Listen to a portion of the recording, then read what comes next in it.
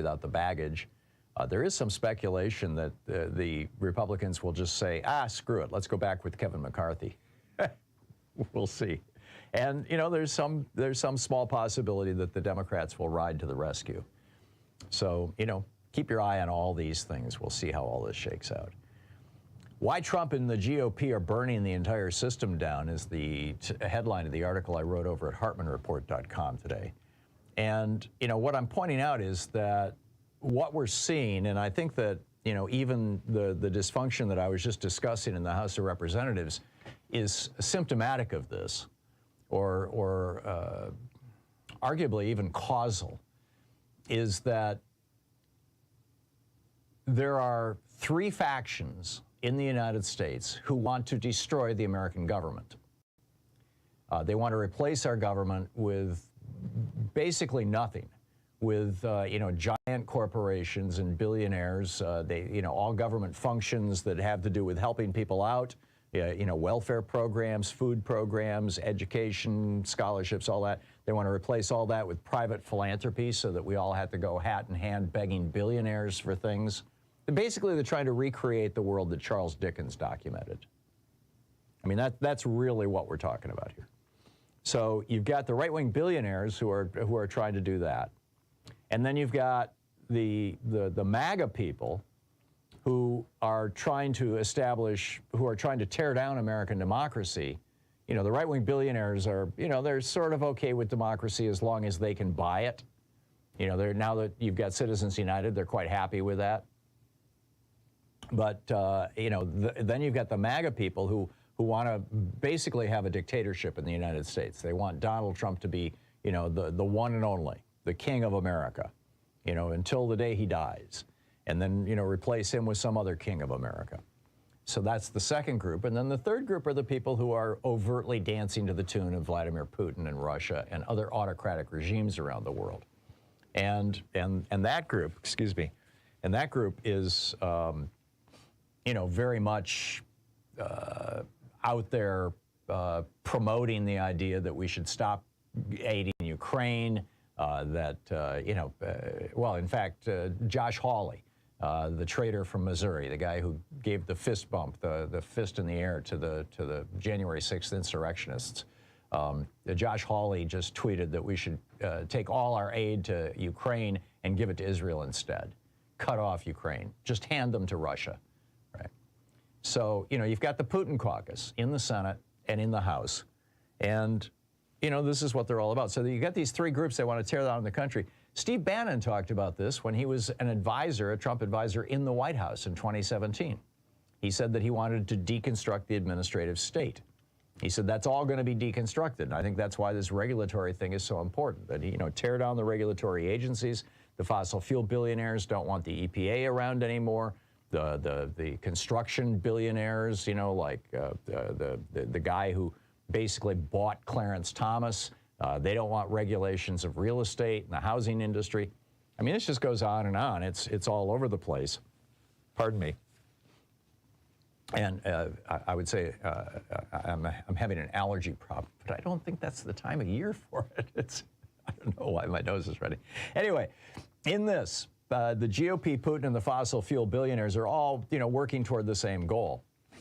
And one of the things, one of their favorite memes is that democracy is not natural. If you look at the history of the human race, you see that it's always been, you know, strongman autocrats and that kind of thing. And there is some truth to that.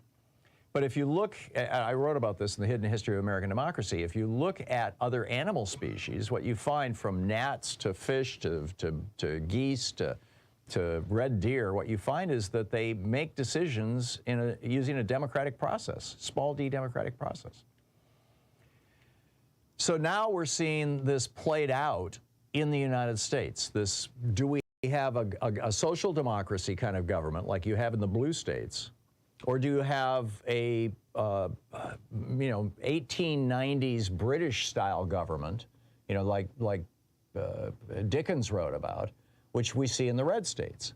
And this is why in the red states, in the fully GOP-controlled red states, low-income working people don't have access to Medicaid. Public education is under attack with voucher programs. Women can't get an abortion. There are a few scholarship programs for higher education, so everybody goes in debt if they want to go to college. Districts are so gerrymandered that voting is largely symbolic. Union rights are non-existent. Guns have more protections than children.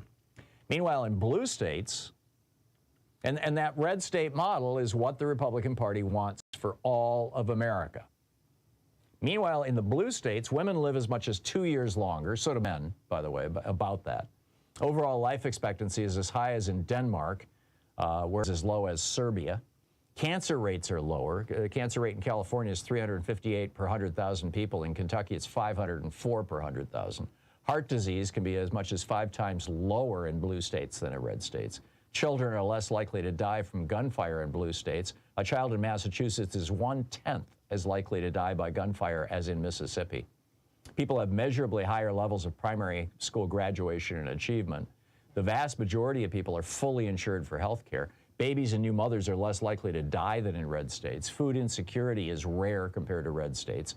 Obesity and chronic disease rates are much lower than in red states, and rates of hypertension are lower in blue states than in red states. I mean, the list goes on and on. You can Google just about any, measurable index of quality of life, and you'll find that blue states are beating red states.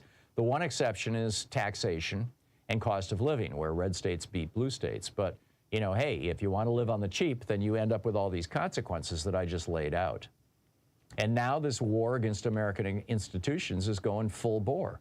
I mean, the Republicans are talking about putting a guy who, according to the January 6th committee, was the most involved in January 6th, Jim Jordan, as Speaker of the House, to cripple our government. They're right now, Republicans in the Senate are blocking confirmation of our diplomats, including our ambassador to Israel, promotions for our military, and appointees to the Departments of Energy, State, Veterans Affairs, and Justice.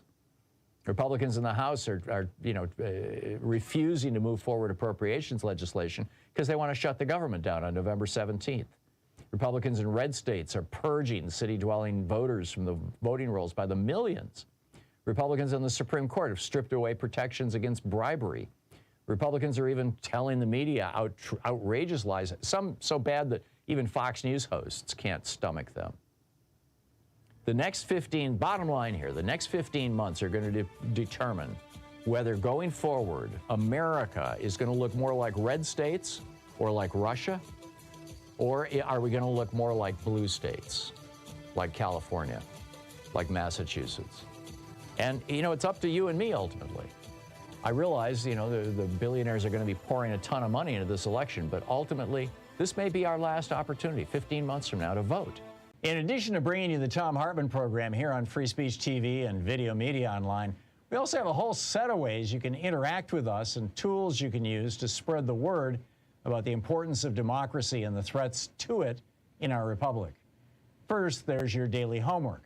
Sue Nethercutt puts together a daily email newsletter that has a link to every story I discuss on the air, so you can find my sources and you can share them with your friends. It's free and you can sign up at thomhartmann.com. Second, I publish my daily take every day over at the hartmannreport.com website. That's also free if you want the daily 5 days a week rant in your inbox. No ads either. Third, we have the podcasts. There's the free 1-hour version of our daily show that's advertising supported. You can find that wherever you get your podcasts normally. And then there's also the podcast of the entire 3-hour show with no advertisements, and that's available by subscription over at thomhartmann.com. So check them all out at thomhartmann.com and hartmannreport.com.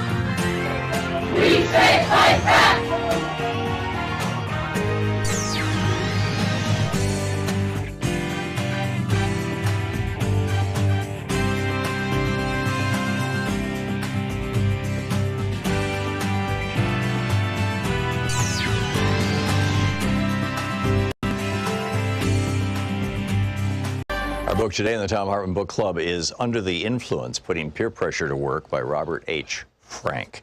And I'm reading from the prologue. That we are more closely connected to one another than most of us realize is an old idea. An important variation dates from 1929, when Hungarian writer Frigyes Karinthy published a short story entitled Chains. Two of the story's main characters speculate that any two living people can be connected by a chain involving no more than 5 acquaintances. That some such chains exist is hardly surprising, since most of us can think of people in distant locations to whom we're connected through a small number of intermediaries. The man bites dog aspect of Karinthy's conjecture is that almost any two people, A and E, could be linked by a chain like A knows B, B knows C, C knows D, who knows E. One of the first systematic attempts to test this claim came in the 1960s with a series of experiments by the psychologist Stanley Milgram. In it, he sent packages containing a small booklet to 96 people chosen at random from the Omaha, Nebraska telephone directory. His cover letter asked them to try to forward the booklet to a specific residence of Boston, Massachusetts, through a chain of personal acquaintances. He told them the name and address of the Boston resident, that he worked as a stockbroker, and that the first person in their chain should be somebody they knew on a first-name basis. Milgram also advised them to choose someone they believed, presumably based on the target's location and occupation, could be socially closer to the target than they were themselves. Subsequent recipients in the chain were asked to forward the same instructions. Many of the Omaha recipients undoubtedly tossed Milgram's booklet in the trash, so it's remarkable that the Boston target received 18 of the 96 packages. The average number of links in the 18 chains was 5.9.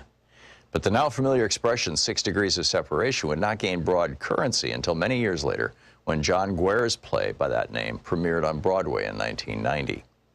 The concept became a meme in full when 4 Albright College students introduced 6 Degrees of Kevin Bacon in 1994, a game designed to measure the professional proximity of an actor, living or dead, to the American film star Kevin Bacon. An actor has a Bacon number of 1, for example, if he or she appeared in the same film with Bacon. Someone who appeared in a film with another actor who appeared in a film with Bacon has a Bacon number of 2, and so on.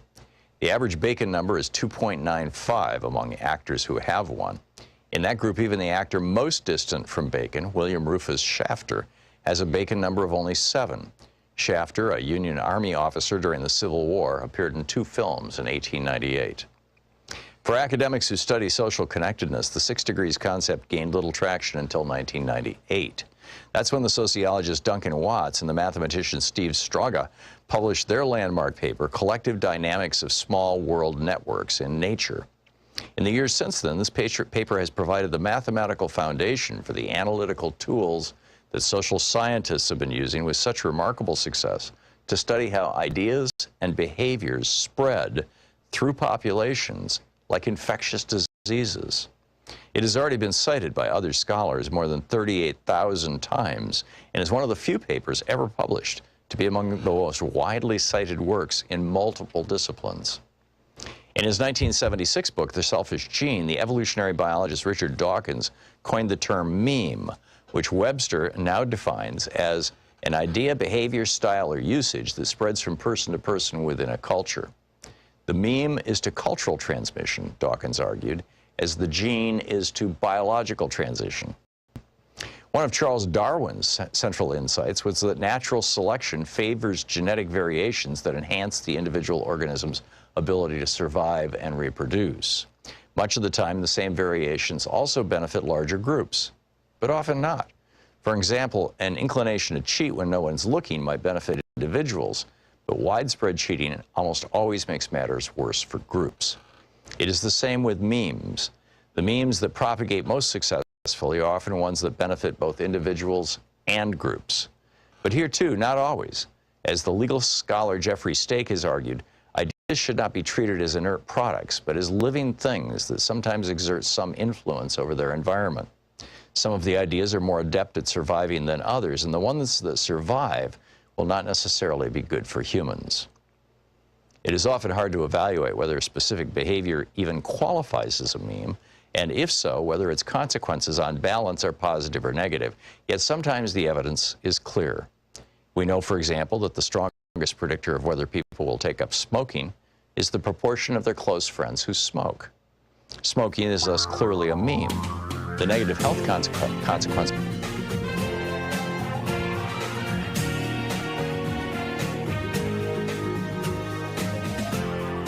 This is the Thom Hartmann Program. Hey, happy Friday, TGIF, Shabbat Shalom, Juma Mubarak. It is the end of the week and the beginning of the weekend. Congressman Mark Pocan will be with us probably in the next 5 or 10 minutes. He's walking back to his office right now from the floor where he was just voting against Jim Jordan, well, let's say in favor of Hakeem Jeffries for Speaker. Jordan just suffered his third consecutive humiliation. This time he lost a couple more votes.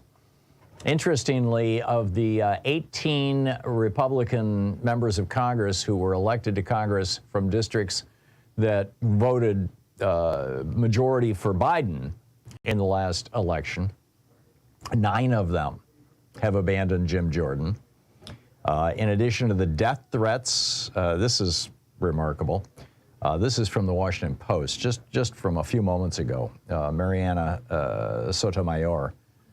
I wonder if she's related to the Supreme Court justice. Anyway, the title is "Threats Continue Toward Republicans Voting Against Jim Jordan for Speaker," and this is, I mean, you know, the NRA, right, and the Gun Owners of America, and you know these organizations. I mean, they're just all in on MAGA. They're all in on having a racial civil war. These are, in my opinion, organizations that are interpenetrated, just shot through with white supremacists and Christian nationalists. So that's why this particular paragraph really popped for me from this piece in today's Washington Post. In addition to death threats reported by a number of House Republicans, lawmakers opposing Jordan are facing other pressure. In an email sent to Republicans, including vulnerable lawmakers representing swing districts, Gun Owners of America made what some lawmakers saw as a threat to dock their gun rights ratings. Citing support for Jordan because of his continual A rating for defending gun rights, the group said it will, quote, be scoring any vote against confirming Rep. Jordan as a Speaker of the House as anti-gun votes, which has got a bunch of, you know, the gun nuts really pissed off. Also, Representative Mario Diaz-Balart, the Republican from Florida, says that the pressure campaign is backfiring. He says there's a large number of us who are not moving, and I don't care what tactics are used. He voted for Steve Scalise this morning. Interestingly, Brian Fitzpatrick, who is the guy that a number of Democrats have said that they could get behind, this morning he shifted his vote away from Jim Jordan and to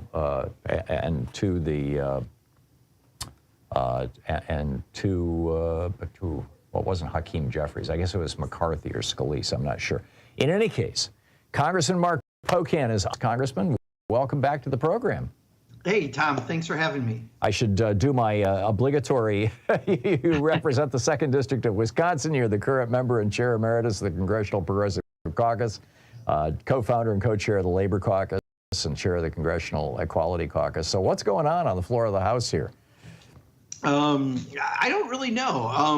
I don't know why Jim Jordan keeps bringing us to the floor only to lose votes every time we have another election for Speaker. I think this time it was 25 people voted against him. So, you know, I'm guessing they said right now we're in recess. Normally we'd be wrapping up now, and this would be the end of the week. Even though they threatened that we'd be here over the weekend, they threatened that every weekend lately, that he needs members to go home so that people can put pressure on those 25 people in district to try to get their vote. So their constituents can threaten them rather than Gun Owners of America. He's losing ground here, right? If you lose, you know, 10 or 1% each time, you're not exactly going to get to the victory he wants. Yeah. So I'm guessing that may happen, but who knows? I mean, this is, you know, we've been consistent that we say there's a bipartisan path forward. That we can work with them to select a speaker and have some kind of a power sharing agreement that will make sure that we can reopen and get business done. I mean, there's international incidents happening right now that are important to be addressing. There's CR that's going to run out of funding in way less time than we could ever actually get the work done that needs to happen by November 17th. And but this is whatever the Republicans are doing. I don't get the strategy myself. Yeah, it really is quite remarkable. Also, I thought you might find this interesting. Mitt Romney is complaining that right-wing talk radio has radicalized the Republican Party. Just a reminder. I was on Air America, as was Rachel Maddow and a bunch of my colleagues, and we were on 54 or 57. I think it was 54 leased Clear Channel stations. That's how Air America worked. We were renting these stations on a year-to-year lease. Mitt Romney's company, Bain Capital, bought Clear Channel, and one by one started saying, oh, well, this station's not making money. We're going to flip it to sports, which is actually less profitable than what we were. But it was, during the Bain Capital tenure that Air America lost so many stations that they just couldn't, sustain an advertising base anymore and went bankrupt. Ironic? Yeah, and it is this conservative radio in particular base that's really ginning up these calls and these death threats. But the fact that they're texting members and their spouses, harassing them, all this is really saying, Tom, is if he were to become speaker and a tough vote came up, this is what he would do to make you vote his way for his caucus. Who would want that, right? Who wants to constantly receive these threats? So that's why I think he's losing ground. I don't see how there's ever a Speaker Jim Jordan, but right now the Republican conference isn't there. Yeah. Okay. So you're with us for the hour. We'll take calls. Let me just go into producer mode here because some of my calls are screened but not marked that way. And let's pick up some calls here. Pat in Seattle, you are on the air with Congressman Pocan. Oh, thank you both so much for taking my call. I'll try to keep it really short. Can you hear me? Yeah. Yes.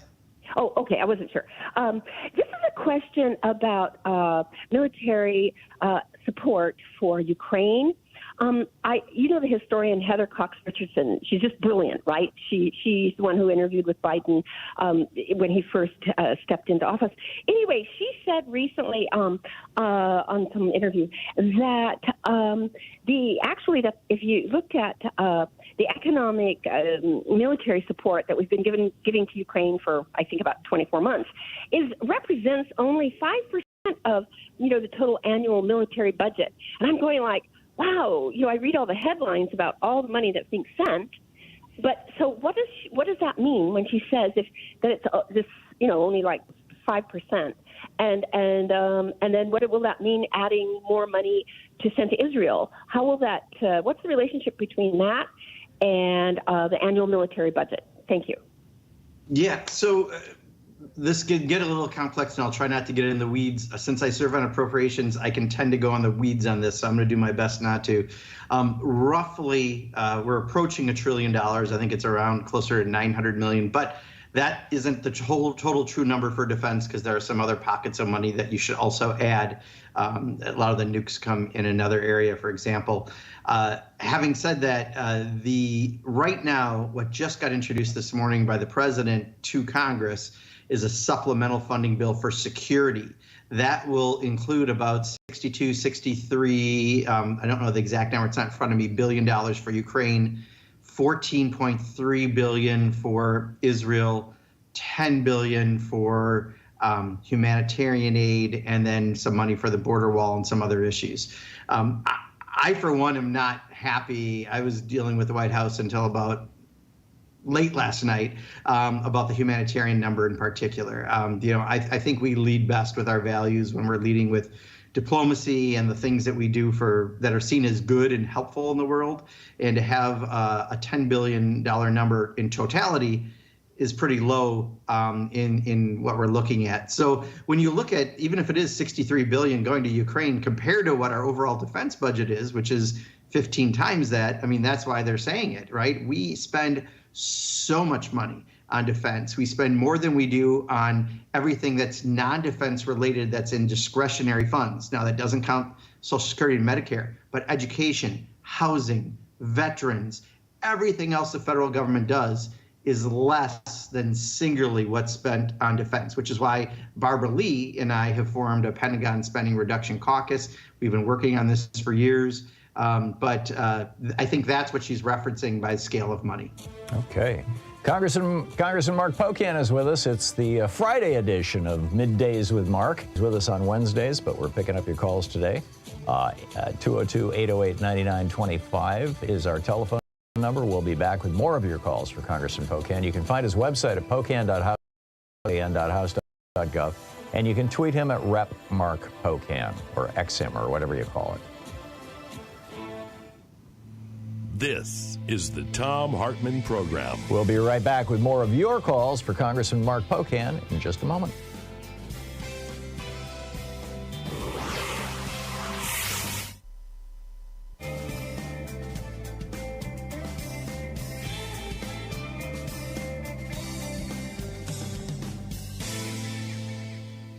And welcome back. Mark Taylor Canfield, you are on the air with Congressman Pocan. Hello, Representative Pocan. I spend most of my time as Executive Director for Democracy Watch News trying to get the U.S. media to report on the fact that the United States is currently ranked 45th in the world in terms of press freedom on the World Press Freedom Index by Reporters Without Borders. Perhaps one of the most unreported stories of our time, but only a very small number of news outlets will actually mention that fact due to a kind of self-censorship. And by the way, the U.S. ranking has been declining steadily since 2002, when we were ranked 17th. And I presented information on this issue at an international conference at The Hague earlier this year as part of the Summit for Democracy Associated Events that was sponsored by UNESCO. And I also corresponded with UN Special Rapporteur Irene Khan on this issue. But in the United States, there is a complete lack of accountability on the part of U.S. journalists, editors, producers, and publishers on addressing this issue. And unfortunately, most members of the U.S. Congress are unaware that the World Press Freedom Index even exists, except for Representative Jayapal, who asked me for a briefing. But would you like a briefing on this issue, including some potential legislative remedies to address the issue, including a national shield law and Jeremy Raskin's Press Act? If you would, I would love to contact your office and give you as much information on this as possible. Yeah, I would just recommend, like every group, I don't do my own calendar, as you might imagine, as a member of Congress. Reach out to the office, please. There you go.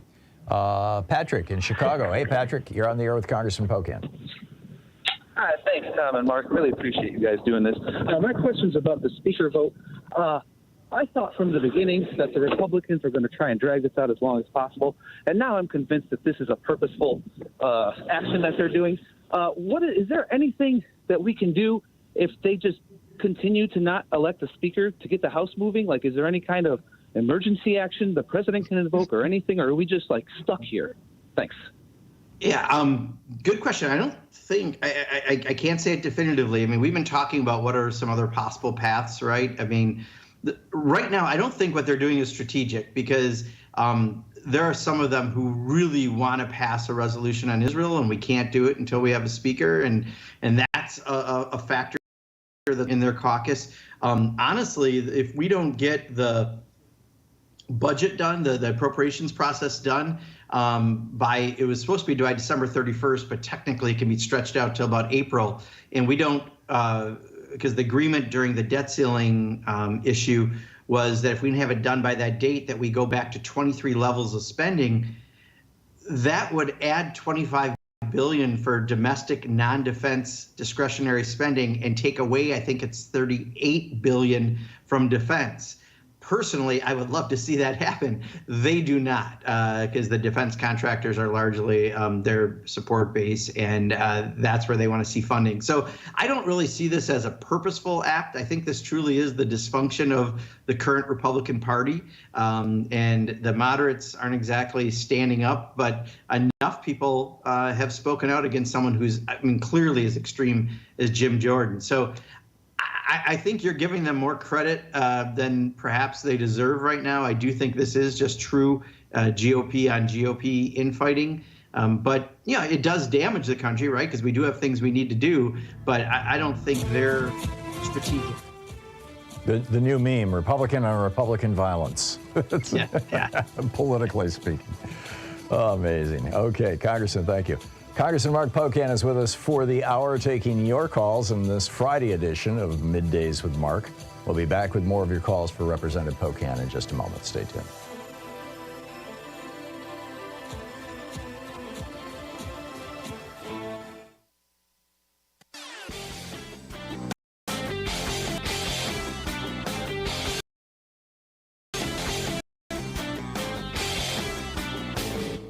Missed my opening rant today? It's usually published over at HartmannReport.com, where you can read it and share it with your friends for free. Check it out, HartmannReport.com. You know, between 40 years of Ronald Reagan's neoliberalism destroying the American middle class and all the just horrors of January 6th and the Trump presidency, America's waking up, and that's a really good thing. There's actually, some books coming out about this. Mine, The Hidden History of Democracy. Neil Howe's The Fourth Turning is here. And it looks like a moment of American renaissance is upon us, if our media doesn't screw it up, which raises the question, can we have democracy and Fox News? Can the two coexist? Like, when Fox News runs chyrons saying that essentially Joe Biden is a wannabe dictator who's throwing Trump in jail because he's his political opponent. There's a whole rant about this and an in-depth analysis of what can we do with regard to repairing our media here in the United States over at HartmannReport.com. I think you'll find it interesting. Check it out.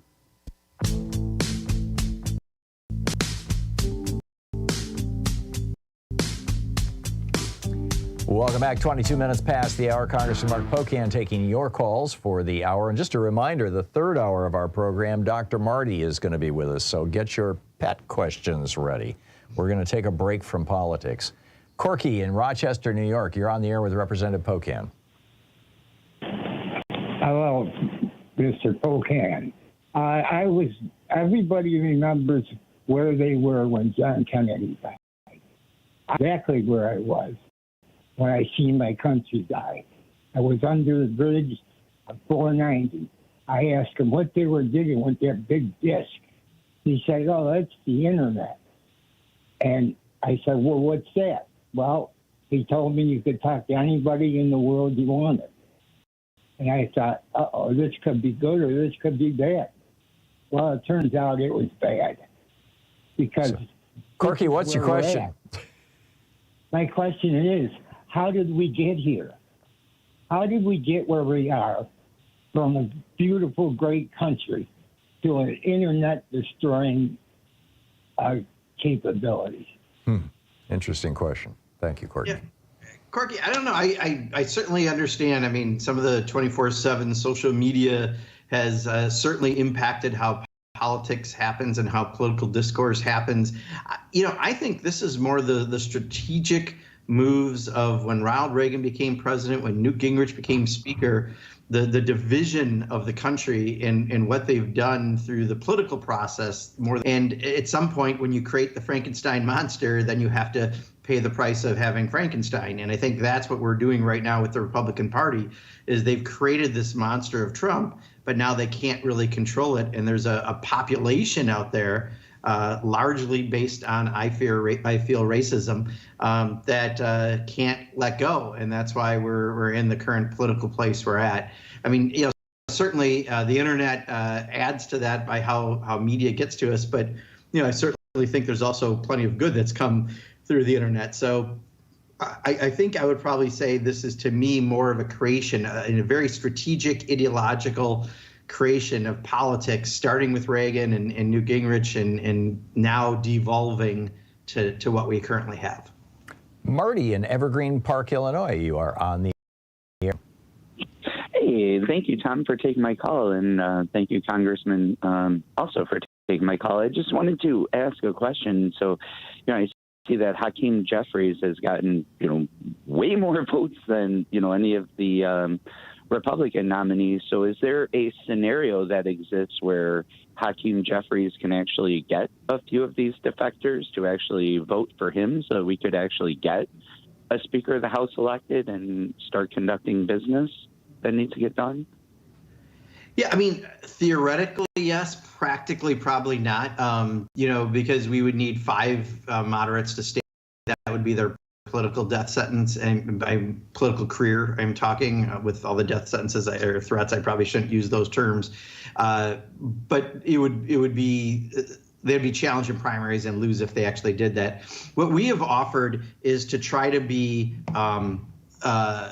open to having a bipartisan path where we would have a Republican speaker, but there would be joint governance in some ways that we would agree to get us to the point that then we could move forward. So it would likely be a Republican speaker. It probably couldn't be one of the extremists. In fact, already we've talked a little bit about like what kind of Republican it would have to be. But they're not there. In fact, this week they threw that idea under the bus very quickly. Their extremists are far too extreme to try to allow something like that. It's still a possibility, not Hakeem, but that you'd get a centrist speaker with a shared governance model. But I think it's going to be tough for them to get there. It probably would not be through Hakeem as the speaker. By the way, it looks like Ken Cheeseborough is cutting a deal with the Georgia prosecutors, just like Sidney Powell did yesterday. Congressman, we've got about 20 seconds left. To what extent is the prosecution of Trump affecting your Republican colleagues? Are they starting to fall away from him? No, they're not. And my guess is it'll be too late by the time they decide to pivot, which is their electoral misfortune, but it's also the fact that they're putting their party over the country. They deserve whatever they get. Yeah, I'm with you. They're all looking to the primaries rather than the generals, I guess. Absolutely. Yep. Congressman Mark Pocan with us for the hour. It's Middays with Mark, Friday edition. Picking up your calls in real time. We'll be back with more of your calls for Representative Pocan in just a moment. You can find his website at pocan.house.gov. You can tweet him at RepMark.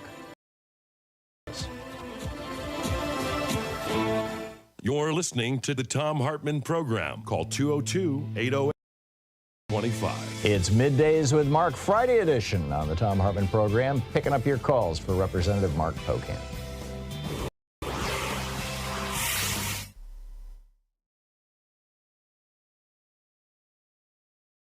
We're reading today from a book by David Sanger, the Pulitzer Prize-winning New York Times national security reporter. The title, Weapon, War, Sabotage, and Fear in the Cyber Age. We're reading from the preface. A year into Donald J. Trump's presidency, his defense secretary, Jim Mattis, sent the new commander-in-chief a startling recommendation. With nations around the world threatening to use cyber weapons to bring down America's power grids, cell phone networks, and water supplies, Trump should declare that he's ready to take extraordinary steps to protect the country. If any nation hit America's critical infrastructure with a devastating strike, even a non-nuclear one, it should be forewarned that the United States might reach for a nuclear weapon in response. Like most things in Washington, the recommendation leaked immediately. Excuse me. Many declared it a crazy idea and wild overkill. While nations had turned their cyber weapons against each other dozens of times in recent years, no attack had yet proven to cost a human life, at least directly. Not the American attacks on Iran's and North Korea's weapon programs, not the North Korean attacks on American banks, a famed Hollywood studio, and the British healthcare system, not the Russian attacks in Ukraine, Europe, and then at the core of American democracy. That streak of luck was certain to end soon, but why should Donald Trump or any of his successors take the huge risk of escalating a cyber war by going nuclear? The Pentagon's recommendation, it turned out, was the prelude to other proposals delivered to a president who values toughness and America first to use the nation's powerful cyber weapons far more aggressively. But it was also a reminder of how quickly the fear of devastating cyber attacks has moved from the stuff of science fiction to the center of American defense strategy. Just over a decade before, in 2007, cyber attacks were missing entirely from the global threat assessment that intelligence agencies prepare each year for Congress. Terrorism topped that list, along with other post-9/11 concerns. Now that hierarchy has been reversed. For several years, a variety of cyber threats, ranging from a paralyzing strike on the nation's cities to a sophisticated effort to undercut public confidence in its institutions, has appeared as the nation's #1 threat on the list. Not since the Soviets tested the bomb in 1949 had the perception of threats facing the nation been revised so quickly. Yet Mattis, who had risen to 4-star status in a career focused in the Middle East, feared that the 2 decades spent chasing al-Qaeda and ISIS around the globe had distracted America from its most potent challenges. Great power competition, not terrorism, is now the primary focus of U.S. national security, he said in early 2018. America's, quote, competitive edge has eroded in every domain of warfare, including the newest one, cyberspace.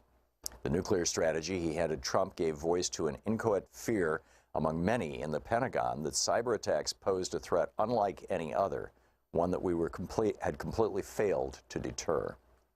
The irony is that the United States remains the world's stealthiest, most skillful cyber power, as the Iranians discovered when their centrifuges spun out of North Koreans suspected as their missiles fell out of the sky. But the gap is cyber weapons are so cheap to develop and so easy to hide that they've proven irresistible.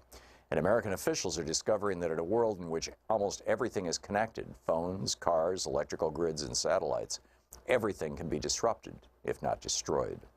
For several years, the thinking inside the Pentagon was that only nations with nuclear weapons could threaten America's existence. Now that assumption is in doubt. In almost every classified Pentagon scenario for how a future confrontation with Russia and China, or even Iran and North Korea might play out, the adversary's first strike against the United States would include a cyber barrage aimed at civilians. It would fry power grids, stop trains, silence cell phones, and overwhelm the internet. In the worst-case scenarios, food and water would begin to run out, hospitals would turn people away. Separated from their electronics and thus their connections, Americans would panic and turn against one another. The Pentagon is now planning for this scenario because it knows many of its own war plans open with similarly paralyzing cyber attacks against our adversaries, reflecting new strategies to try to win wars before a shot is fired. Glimpses of what this would look like have leaked out in recent years, thanks partly to Edward J. Snowden, partly because of a mysterious group called the Shadow Brokers, suspected of close links to Russian intelligence, obtained terabytes of data containing many of the tools that the National Security Agency used to breach foreign computer networks. It didn't take long for some of those stolen cyber weapons to be shot back at America and its allies in attacks whose bizarre-sounding names, like WannaCry, suddenly appeared in the headlines every week. Yet the secrecy surrounding these programs obscures most public debate about the wisdom of using them or the risks inherent in losing control of them. The government's silence about America's new arsenal and its implications poses a sharp contrast to the first decades of the nuclear era. The horrific scenes of destruction at Hiroshima and Nagasaki not only seared the national psyche, but made America's destructive capabilities, and soon Russia's and China's, obvious and undeniable. Yet even while the government kept the details classified, how to build atomic weapons, where they are stored, and who has the authority to order their launch, America engaged in a decades-long political debate about when to threaten to use the bomb and whether to ban it. The book, The Perfect Weapon by David E. Sanger.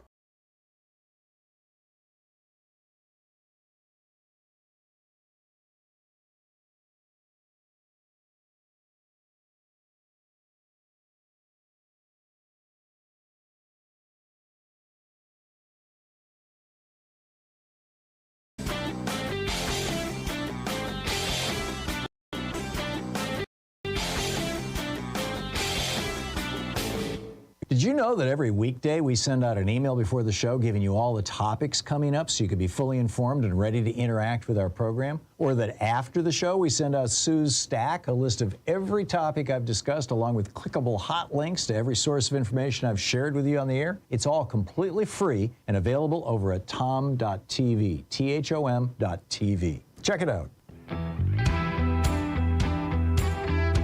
And welcome back. It's Friday, although it's Congressman Mark Pocan is with us for the hour. We're doing Middays with Mark. Normally we do it on Wednesday. We're doing it today on Friday because of votes on Wednesday and travel and whatnot. And so Congressman Pocan is taking your calls. Let's start with William in North Bend, Oregon. Hey, William, you're on the air with Representative Pocan.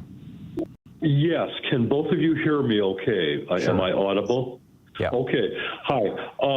Representative Pocan, you and the other 534 members of both houses of Congress, when is the tax code legislation co-signed going to be to audit simultaneously, worldwide and continental and domestic, every man, woman, and child, and audit all incomes, all commerce as well as intergovernmental transactions, all governmental transactions and all commerce transactions, to see, and this is pertaining to every second of every minute, of every hour, of every day, of every week, of every month. William, I'm sorry, this is just too wacky for me. Thank you. Bill in Scranton, Pennsylvania. Hey, Bill, you're on the air with Congressman Pocan. Hey, Congressman. We live in a tax system that is regressive. The less you make, the more you pay. Why does nobody talk about revenue? And can you talk about revenue at all in terms of what we need to do to get more revenue into the government? Yeah, I mean, quite honestly, people talk about revenue all the time, especially people like myself who are on the Appropriations Committee. And, that's why it's so significant that the appropriations process that we're kind of caught in between right now, the continuing resolution we have, there was an agreement Kevin McCarthy negotiated that he then broke the deal 2 weeks later to have funding at a certain level for the year. And now he's going back to 22 levels, which is pretty ridiculous because it's really deep cuts. They even voted on the floor, Tom, for 30% pretty much across the board cuts of the federal government, with exception of veterans and Homeland Security and Defense. But a big part of that component is, I think Bill is rightfully saying, is, it's not just about how much we spend, it's how much you raise. And I would add, every time there's a tax break or tax breaks are given, that's tax expenditures. Those are choices that you give that rather than investing in healthcare or housing or other things. So absolutely, revenue is a part of it. Actually, Joe Biden's been really good on it. In the last session, we did a number of things, including a minimum amount of tax for corporations that try to hide their money overseas. But you're right, that's an important component of anything moving forward. But it's not that it's not being talked about. It's just in the Republican Congress, it's not being acted on. Paul in Woodinville, Washington. You're on the air with Congressman Pocan. Yeah, thanks. My question is, shouldn't Democrats at least begin appealing to public opinion regarding the possession of the Speaker's gavel with various analogous arguments, such as, it's football season, the Republicans could move the sticks, and when they got rid of Kevin McCarthy, they punted the football, and you can't punt the ball and then maintain possession and sit on it. Now, I know those are football rules, not House rules, but most people understand football rules better than they understand House rules, especially when, Hakeem Jeffries has gotten 212 votes. Jim Jordan, high mark was 199. And by the way, I agree with the previous caller that for the Republicans, this standstill is as good as a government shutdown, which is what brought the whole thing on anyway. They wanted to shut the government down, and Kevin McCarthy didn't help them do that.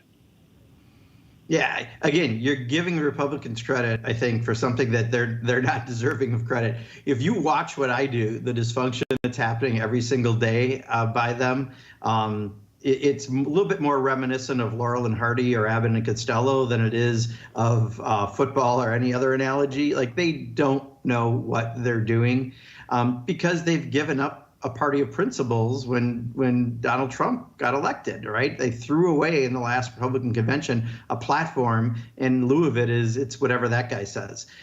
That's a cult, right? That's not a political party. And unfortunately, they've elected a lot of those cult followers to Congress, and some of them are as extreme and nutty as the average supporter of Donald Trump is.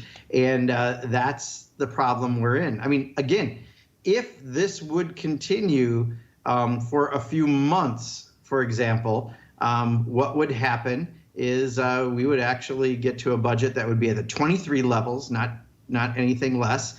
It would be adding $25 billion to healthcare and veterans and housing and education, and take away $38 billion from the Department of Defense. And trust me, that's not in the Republicans' best interest. They are a wholly owned subsidiary of the defense contract. Is that what will happen on November 17th if there's no? No. What you have to have a continuing resolution just to keep funding government at current levels. But the agreement that was supposed to avoid all of this, that happened when the debt ceiling was lifted, said if we didn't have this appropriations process done by December 31st or January 1st, I forget which day, that was the hammer to get it done. The thing is, in reality, it really gets extended to about April, and I'm not, that will put everyone in the weeds. But if by the end of April we didn't have something in place, that is the reality. Actually, it would be my preferred result. I would much rather see more money for But on November 17th, when this continuing resolution runs out, that would be facing a shutdown because you can't continue. So you'd have a shutdown from them until the end of the year, and then at the end of the year, this previous legislation would kick in and fund the government regardless of what Congress does? Give or take on those dates. I mean, the date that was actually in there was December 31st first, but in reality, it has a little more time.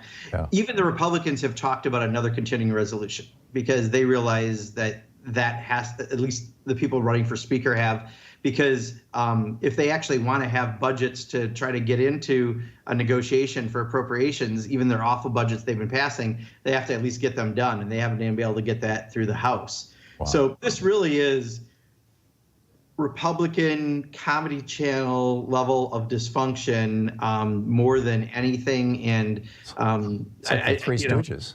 Yeah, that's why. Yeah, exactly. I mean, it's much more. Yes, yes. That should be the new battle cry for the Republican Party. Okay. By the way, just to confirm, Ken Chesebro has pleaded guilty in Georgia to conspiracy and all these other, et ceteras, just like Sidney Powell did yesterday. I don't have the details of his plea yet. I'll share that with everybody when we get them.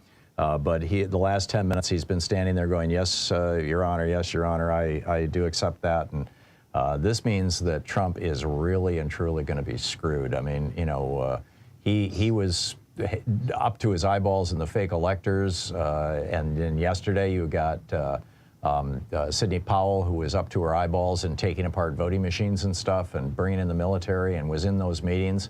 I think, Congressman, I don't know if you want to comment on this or shall I just go on to the next caller, but breaking news. Yeah, well, and we all know that Donald Trump is a criminal, right? Yeah. And the multitude of cases are going to prove this, and you're seeing this happen. Look, the Republican Party is not in a good place, right? They're not congressionally. They can't elect a speaker, even though they have a majority. You've got their lead by significant portion, a presidential nominee under all these investigations, and the walls are closing in. This is not a great time to be a Republican, but, it's their own fault. They never stood up to the huckster in chief in Donald Trump, and now there's a price to be paid. There you go. All right, back to our calls here. Dave in Hale, Michigan. Dave, you are on the air with Representative Pocan. Yeah, thank you. Hey, Mark, I got a question. Is there any way to verify what you guys are doing, all our representatives, to cross-reference it, to find out who's talking to who and what topic they're talking about? If I push up a date with your name on it, I should be able to know who you talk to on the other side in order to verify, because we don't know what you guys are doing. And that you're reaching across the aisle or what, just to make it simple. Is there a way to verify that or anything to American average people? Thanks. Yeah, answer out there. Yeah, Dave, I think the only way you can really do that is just by public statements that people make or what the news covers. You can search a date and see. But, I mean, I don't know how you'd ever track everyone's individual conversation with any other member unless, we require body cams on members. I think that might be a little difficult to try to do. Frank in New York City, you are on the air with Congressman Pocan. Oh, thank you, Tom, and thank you, Congressman Pocan. Let me put off the... You sound fine. Sorry, Frank. hold on. Not to worry. What's your question? Okay, my question has to do with universal health care, Medicare for all. A couple of things. My wife is a teacher, and I've worked in government at high levels for a governor and 2 mayors, just to put this in context.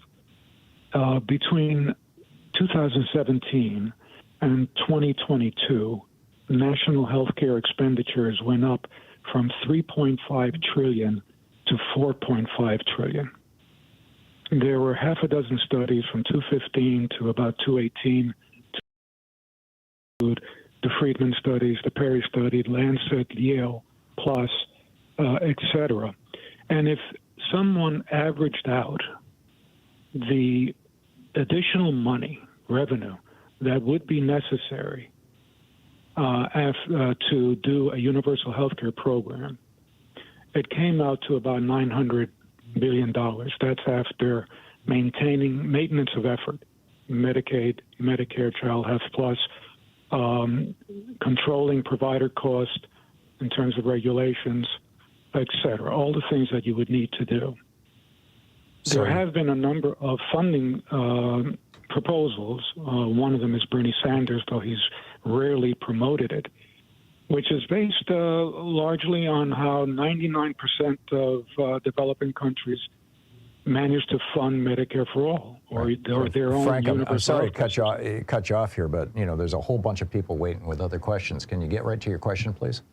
The question is, why hasn't there been any movement? Are Congresspeople or their staffs reading these proposals, studying them? Because it seems to me that Medicare for all would benefit in terms of cash flow everyone, including the 1%.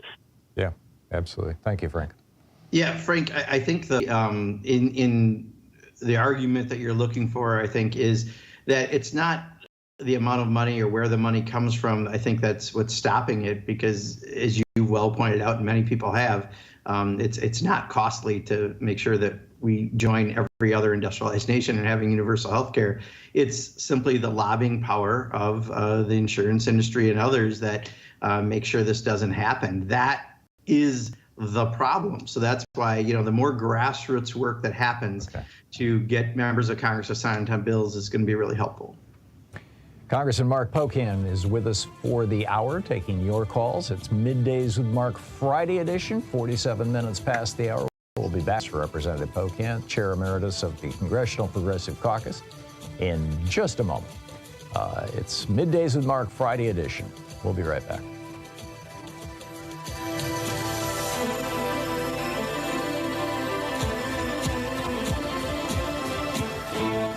You're listening to Thom Hartmann. Visit thomhartmann.com for audio and video archives. We'll be right back with more of your calls for Representative Mark Pocan, Chair Emeritus of the Congressional Progressive Caucus, in just a moment.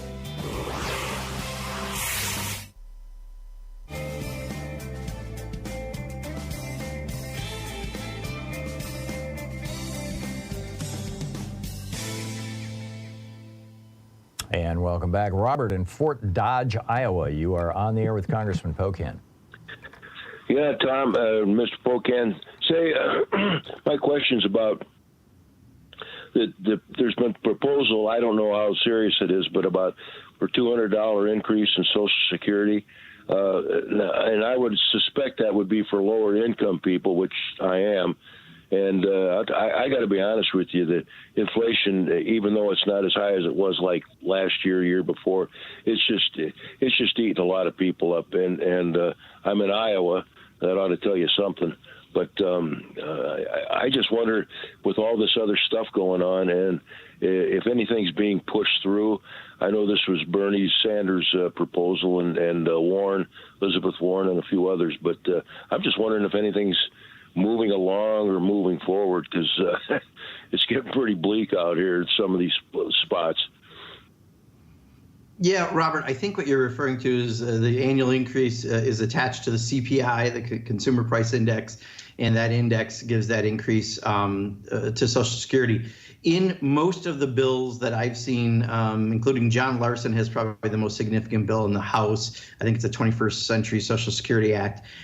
What they would do is, instead of adjusting to the Consumer Price Index, you adjust to the Consumer Price Index -E, which is actually a multiplier that takes into consideration spending that seniors actually spend on. So it's a little less on gasoline, a little more on medications, but it would give a more robust increase. And that, I think, has been in almost every major proposal that is put out there, at least proposals by Democrats on how to go forward. So people are certainly cognizant that something better can happen. I just think the difficulty right now clearly is, with this House of Representatives, nothing serious is going to happen. John in Venice, California, you're on the air with Representative Pocan. Are you talking to, Tom? You are on the air, John. Sorry. Hi, Senator. Venice, Congressman. California. I was calling to see if you've been exposed to any legislation that would restrict the international export of water-intensive crops during droughts. Like, we're about to go into El Nino. It's indisputable. So we know a drought is coming in lots of parts of the country. Yeah, I'm not aware, John. Are you aware of some legislation that's introduced? I'm not. Yeah, I'm sorry, I dropped John. I'm not aware of any. I think, you know, the big scandal right now is the Saudis buying all that land in Arizona, you know, drilling into the aquifer and growing alfalfa, which they then fly over to Saudi Arabia for the horses, which uses mind-boggling amounts of water. But my understanding is that the new Democratic governor is trying to break that contract that the previous governor had put into place with Saudi Arabia. In the Farm Bill, some of us are trying to get language that would track some of the foreign ownership of farmland as well. Yeah, that would probably be a good idea. We just have 15 seconds. Do you know if anybody is working on legislation to prevent speculative ownership of residential real estate by foreigners? I don't offhand. I know that there is. The problem is sometimes the issue gets lost in people who are being xenophobic towards certain countries like China buying things, and there are some concerns of how we present these issues. Yeah. I believe Canada restricts ownership. I could be wrong. I think I know it's not uncommon. Okay, we'll be back with in 60 seconds with more of your calls for Congressman Mark Pocan. Stay with us. We'll be right back.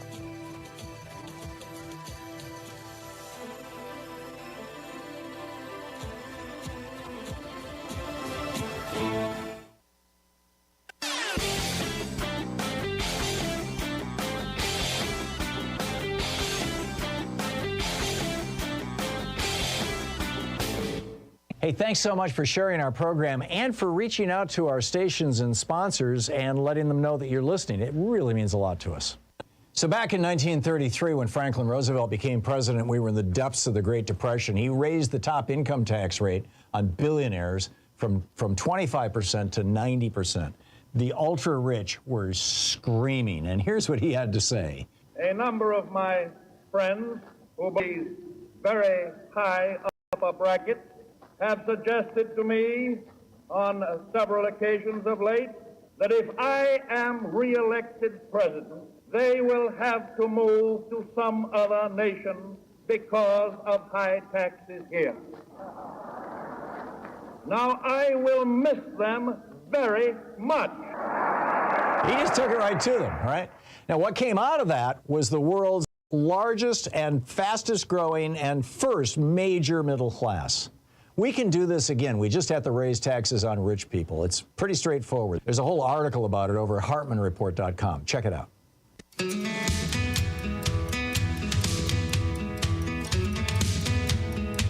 Welcome back. Picking up your calls here for Congressman Mark Pocan. Ronald in Everett, Washington. You're on the air with Representative Pocan. Yeah. I have a question about the federal employees Medicare prescription drug program. I'm retired civil service through OPM, and my insurer now said they're automatically going to put me on this. Is this some kind of Medicare Advantage scam, or what do you know about this? Yeah, I don't, Ronald, offhand. If you could perhaps share that information in their office. I don't think it's a Medicare Advantage scam because, again, federally, there actually has been a significant slowing down. I can't say a full stop. There's still one experimental program that's out there, but they did get rid of, there were multiple under Trump, and they're down to one. But we're working on that. And Tom, also on Medicare Advantage, you know, a lot of the groups out there have formed, I think, what they call a convergence. It's not quite a full like alliance yet, what they have, but we're working with them. And I think you're going to see in the next few weeks some significant activity in this area, especially since open enrollment started on October 15th and it goes till early December. We're trying to help get awareness out there so people know that only Medicare is Medicare. Great. That's wonderful. Tim in Atlanta, you're on the air with Representative Pocan. Yes, sir. How are you doing today? Good. My question is quite simple. Why the federal government cannot be operated on a balanced budget just like any other business is? Yeah, there's probably a lot of reasons, and some of them are just because of world events like COVID. We're the only people that could actually kind of fill in and do some things when we went through literally a worldwide crisis. Having said that, I think, much of what a number of callers have said today, we also give enormous amounts of tax breaks to really wealthy people that are tax expenditures, and that's often what's putting us in debt. In fact, I think Donald Trump put us in debt more than any president in history when he did the tax cuts for the wealthiest during his term as president. So I think part of what you would like us to address is that issue of revenue and those tax expenditures helping the wealthiest be more wealthy, and I think that's a good idea to try to do some action on that. I think it's important to point out, too, that when Ronald Reagan came into office, the entire national debt was $800 billion. It wasn't even $1 trillion. He tripled that to $2.4 trillion in his 8 years, and basically the entire federal budget the entire federal budget, or the entire federal debt, the $30 trillion, can be condensed into two things: 3 major tax cuts by Reagan, Bush, and Trump, and 2 illegal wars. If you pulled those things out, we would be back down to a $1 or $2 trillion budget deficit or a national debt. So, and pointing that out is important, Tom, and I'm glad we're continuing to do that. I think so too. We just have 20 or 30 seconds. What are you expecting to see in the coming week or so? Unicycles, stilts, whatever else the circus brings. I don't know.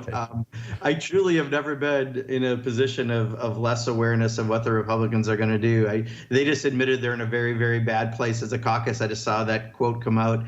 It is complete dysfunction here. Yeah, it really is. Dancing bears next? That's amazing. Yeah, although I don't abuse any animals in the process. There you go. Okay, Congressman Pocan, thanks so much for being with us today. It's always great talking with you. Thank you, Tom. As always, appreciate it. Thank you. We'll be back. It's Anything Goes Friday. I'll be picking up your calls. And then for the third hour of our program today, Dr. Marty will be with us. So get your pet calls ready for the third hour. We're going to take a break from politics. Whew. Stick around.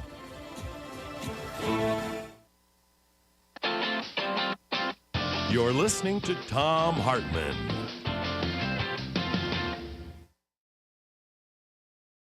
In addition to bringing you the Thom Hartmann Program here on Free Speech TV and Video Media Online, we also have a whole set of ways you can interact with us and tools you can use to spread the word about the importance of democracy and the threats to it in our republic.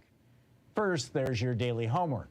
Sue Nethercutt puts together a daily email newsletter that has a link to every story I discuss on the air, so you can find my sources and you can share them with your friends. It's free and you can sign up at thomhartmann.com. Second, I publish my daily take every day over at the Heart.com website. That's also free if you want the daily 5 days a week rant in your inbox. No ads either. Third, we have the podcasts. There's the free 1-hour version of our daily show that's advertising supported. You can find that wherever you get your podcasts normally. And then there's also the podcast of the entire 3-hour show with no advertisements, and that's available by subscription over at thomhartmann.com. So check them all out at thomhartmann.com and hartmannreport.com.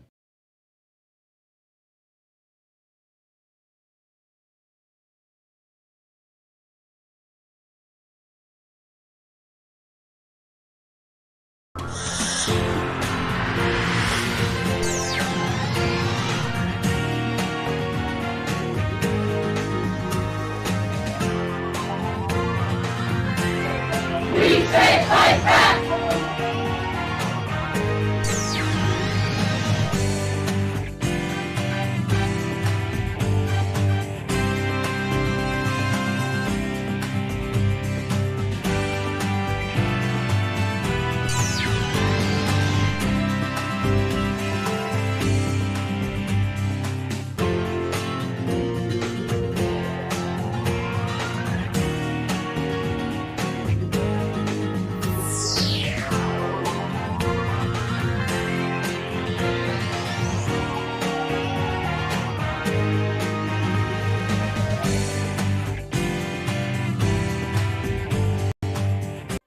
For our book club today, we're reading Out of the Wreckage, A New Politics for an Age of Crisis by George Monbiot. This is from Chapter 3, Don't Look Back. The political history of the second half of the 20th century could be summarized as the conflict between its two great narratives, neoliberalism and social democracy. Social democracy in this era, whose story I briefly summarized in Chapter 1, acquired much of its power and coherence from the thinking of one remarkable man. Across 4 decades, John Maynard Keynes's work dominated economic thought and practice. During the period the French called the Trente Glorieuses, 1945 to 1975, his prescriptions are widely credited with reviving economies and distributing their benefits. That they remain more or less the only mainstream alternative to neoliberalism today reveals a remarkable stagnation of both thought and ambition. The first and most obvious problem with an attempt to use Keynesian social democracy as a core political narrative is that the story is more than 80 years old. Political stories need to be renewed. If politics does not feel fresh, it struggles to kindle the imaginative excitement from which hope arises. The second problem is that the surviving enthusiasm for Keynes among mainstream parties is highly selective. It has been reduced in most cases to lowering interest rates when economies are sluggish and engaging in tepid counter-cyclical public spending, which means injecting public money into the economy when unemployment is high or recession threatens. Other Keynesian measures, such as raising taxes when an economy grows quickly to dampen the boom-bust cycle, the fixed exchange rate system, capital controls, and a self-balancing global banking system, an international clearing union, all of which Keynes saw as essential complements to these policies, have been discarded and forgotten.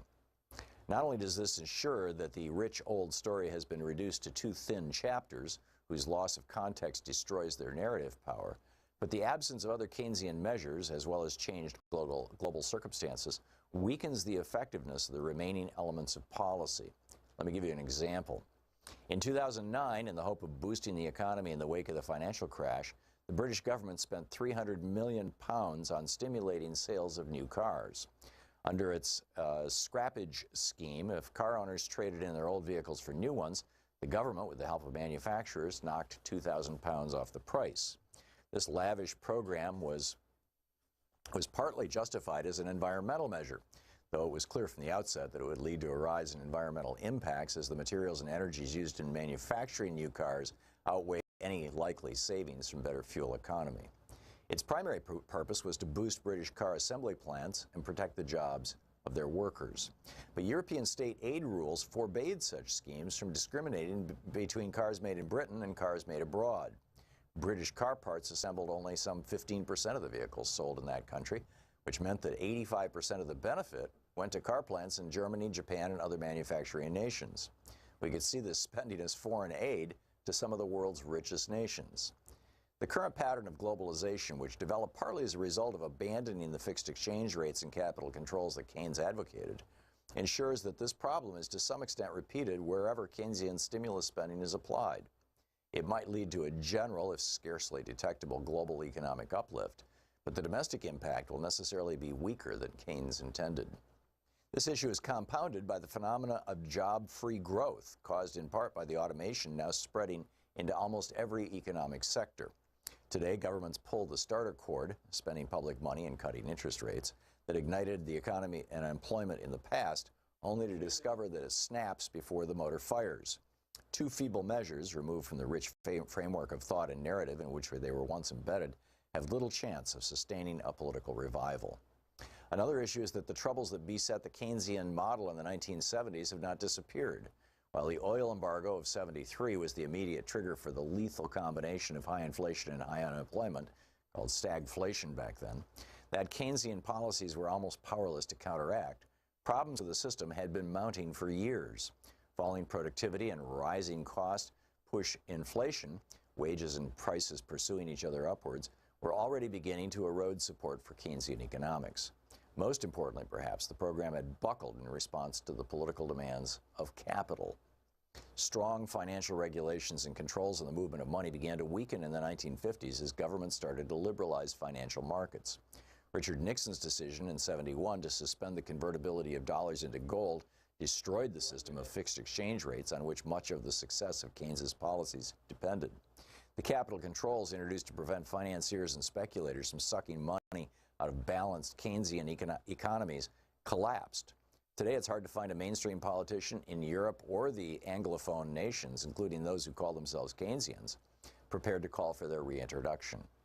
We cannot hope that the strategies deployed by global finance that helped to destroy the efficacy of Keynes's measures in the 70s will be unlearned. If the soft Keynesianism proposed by opponents of neoliberalism is to amount to anything but tinkering, it has to confront a wider set of challenges than most of its advocates have yet been prepared to acknowledge. But perhaps the biggest problem residual Keynesianism confronts in the 21st century is that when it does work, it collides headfirst with the environmental crisis.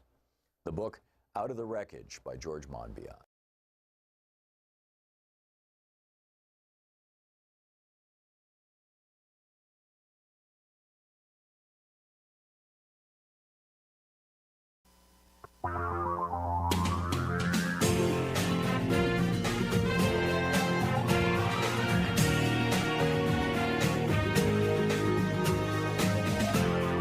This is the Thom Hartmann Program.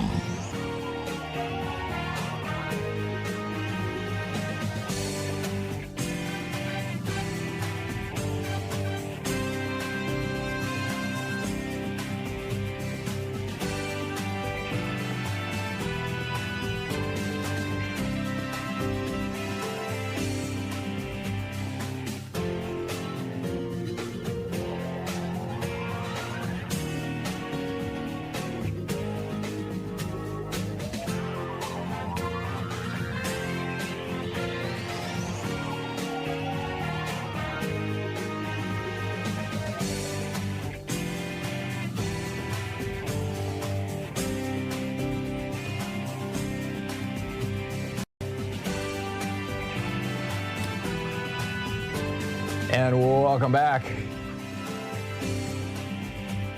The article that I published today over at HartmannReport.com is titled, "What Will Americans Do When Birth Control is Illegal?" And it's about all these different Republicans who are talking about how, you know, they want to make sure that birth control is illegal, and mostly they want to blow up the whole privacy defense, the right to privacy that was first articulated in 1965 in the Griswold versus Connecticut case. This was a case where Connecticut had a law that said that you can't, even if you're married, you can't own birth control. You can go to jail if you own birth control. And in 1965, the head of Planned Parenthood, a woman by the name of Griswold, her last name, sued the state of Connecticut and took it to the Supreme Court and won. And they said, oh, I guess if you're married, you can have birth control. Now, it was still illegal to own birth control in Connecticut if you were not married, up until 1972. In 1972, the court legalized birth control for everybody, which is amazing when you think of how recent that was. You know, 73 was Roe v. Wade. Anyhow, there's now a whole list of Republicans who are on the record saying Griswold was wrongly decided. And the weird thing about this, you know, the reason why this is such a big deal is because that Griswold decision, the first time the Supreme Court said that the due process clause of the 14th Amendment, clause of the 14th Amendment combined with the Fourth Amendment, combined with the Fifth Amendment, you know, you don't have to testify against yourself, you have privacy in your papers and home. You combine all of these things, and what they in aggregate do is establish an absolute individual right to privacy in the United States. And if you blow up Griswold, then you blow up the other cases that are rooted in that right to privacy. Well, first of all, you make it so states can outlaw birth control, which is the goal here of many of these Republicans. But secondly, Obergefell, which is the gay marriage case, is rooted in this right to privacy. Lawrence v. Texas, which was the criminalizing gay sex, you know, blowing up the laws or ending the laws, overturning the laws that had criminalized gay sex, gay relations, shall we say. Those laws are grounded in this right to privacy. So, and of course, Roe v. Wade is grounded in this right to privacy, or was. So the court has already blown up Roe v. Wade, and in his concurring decision, Clarence Thomas, you know, the billionaire fanboy on the Supreme Court, said, we need to re-examine Lawrence, Obergefell, and you know, basically we need to look at all these cases. Now, the one that Clarence Thomas didn't identify, the only other major case that the Supreme Court has decided using this rubric of privacy and the 14th Amendment was Loving versus Virginia. And Loving versus Virginia is the case where an interracial couple, the Loving couple, that was actually their last name, L-O-V-I-N-G, sued and said, you know, we should be able to get married even though one of us is black and one of us is white. And the Supreme Court said, yeah, you're absolutely right, based on that right to privacy. But Clarence Thomas, that was the only one he didn't mention, and, you know, maybe because he's a black guy married to a white woman, I don't know. But, you know, that's where it's at. So anyhow, I just wanted to flag that for you. It's over at HartmannReport.com. I'm telling you, they're not going to do much probably between now and November of next year, because Republicans know that more than 90% of Americans are down with birth control. You know, having birth control is a fine thing. But after the election, if these guys, you know, on the state-by-state basis, you're going to see it happening just like with abortion. And at the federal level, you're going to start seeing legislation being proposed, not just to ban abortion. We've got numerous Republicans who have federal abortion bans that they're trying to get passed. But also, you're going to see, you know, you're going to see federal legislation to ban birth control as well. The argument that they're using is that the birth control pill is an abortifacient. It's not, but this is the argument that they're using. And that IUDs are abortifacients. They're not. Well, I suppose it's a matter of definitions. But in any case, this is what's coming. Two other quick stories here, and then I'll pick up your calls on Anything Goes Friday. And just a reminder, the third hour of the program, we're going to set aside politics for an hour. Dr. Marty Goldstein, the literally world-famous veterinarian, will be with us, the author of books on, you know, natural veterinarianism, or, you know, caring for your pets holistically. He's going to be with us for the whole hour taking your calls. So get ready for that if you've got any problems with your pets or questions about pets or et cetera. Here comes net neutrality. This is, I think, a very important story. The FCC is moving towards it. Well, actually, they voted yesterday, 3-2 on party lines. You've got now 3 Democrats. President Biden's nominee for the FCC is finally in place. And this is Jessica Rosenworcel. She's the new chair of the Federal Communications Commission. And this is ending, they want to put back into place net neutrality, which, you know, would be a really, really good thing. So, you know, heads up on this. We're now in this comment period, and you may want to you just Google it and figure out how to make comments on these things, but it's a useful one. And finally, our geeky science for the day over at hunterandfarmersworld.com. We published a piece yesterday titled ADHD, Can You Overcome Procrastination? And in that piece, what I'm talking about is time, this sense of time that people with ADHD, for, you know, one of the more common things that I've heard described from people with ADHD, both adults and children, is that they can't parse time. Yeah, in terms of time, there is now, and then there's some other time. Past, future doesn't make any difference. It's just like all kind of a giant blur, all mashed together. And this makes, you know, procrastination easy and planning hard.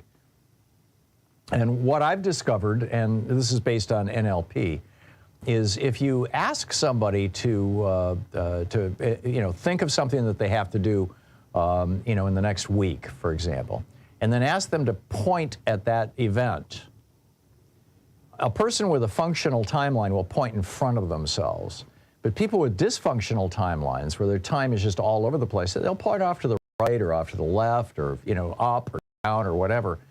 And you can actually imagine time as a line going right through your body, with the future in front of you and the past behind you. And you can actually, in your imagination, essentially, grab your timeline and move it around and move things on that timeline. And when you do, it takes a little rehearsal. You have to do it a few times. But when you do, what you discover is that your relationship to time changes, and it becomes much easier to understand time and to plan and to not procrastinate. So if you want the instructions on how to do that, the website is hunterinAfarmersworld.com. And it's the piece that I just published yesterday, ADHD, Can You Overcome Procrastination? And it's true for, pretty much everybody, not just people, not just hunters, not just people with ADHD. So that's everything I've got for you for this hour. I'll pick up your calls on the other side of this break, and we will keep going on politics for the next 45 minutes, and then we're going to talk about pets for an hour, God willing, and the creek don't rise. So stay tuned. We'll be right back.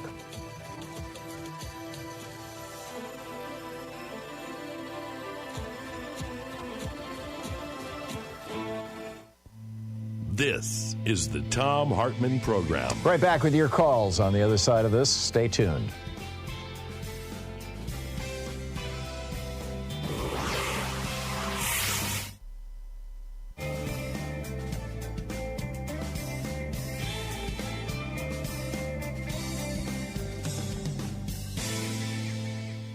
And welcome back. Dave in San Dimas, California. Am I saying it right, Dave? Correct. Hey, what's up? Thank you, gentlemen. This is old news, but am I correct that Secretary of State Mike Pompeo negotiated the withdrawal from Afghanistan when Donald Trump was president? I believe so, but I can't say for sure. It would make sense. I mean, he didn't. Actually, they didn't negotiate a withdrawal. They declared a withdrawal. What Trump said was that we were going to withdraw in January, and he shut down 9 Air Force bases in Afghanistan, 9 out of the 10 that we had there. And there are a number of people who believe that he did this in a way that was designed specifically to screw Joe Biden, as opposed to setting up, a withdrawal for himself. But why do you ask? Well, because President Biden always gets the blame for the withdrawal. Yeah. And it seems to me it was already in place. Oh, it was. It absolutely was. And Trump declared the withdrawal. But the fact that he was president and he takes responsibility, and that's another good point. Biden is willing to say, I'll take responsibility, something that Donald Trump has never said in his life. Excellent point, Dave. Dave, thank you. Correct. Thank you for the call. Thank you. Yep, good talking to you. Marty in Seattle. Hey, Marty, what's on your mind today? Hi, Tom. My question is about the stalemate in the House, and I saw an obscure article about, I think it was during the Civil War or before it, where the House did something where they didn't have this kind of vote. It was just some kind of a majority to put a speaker in.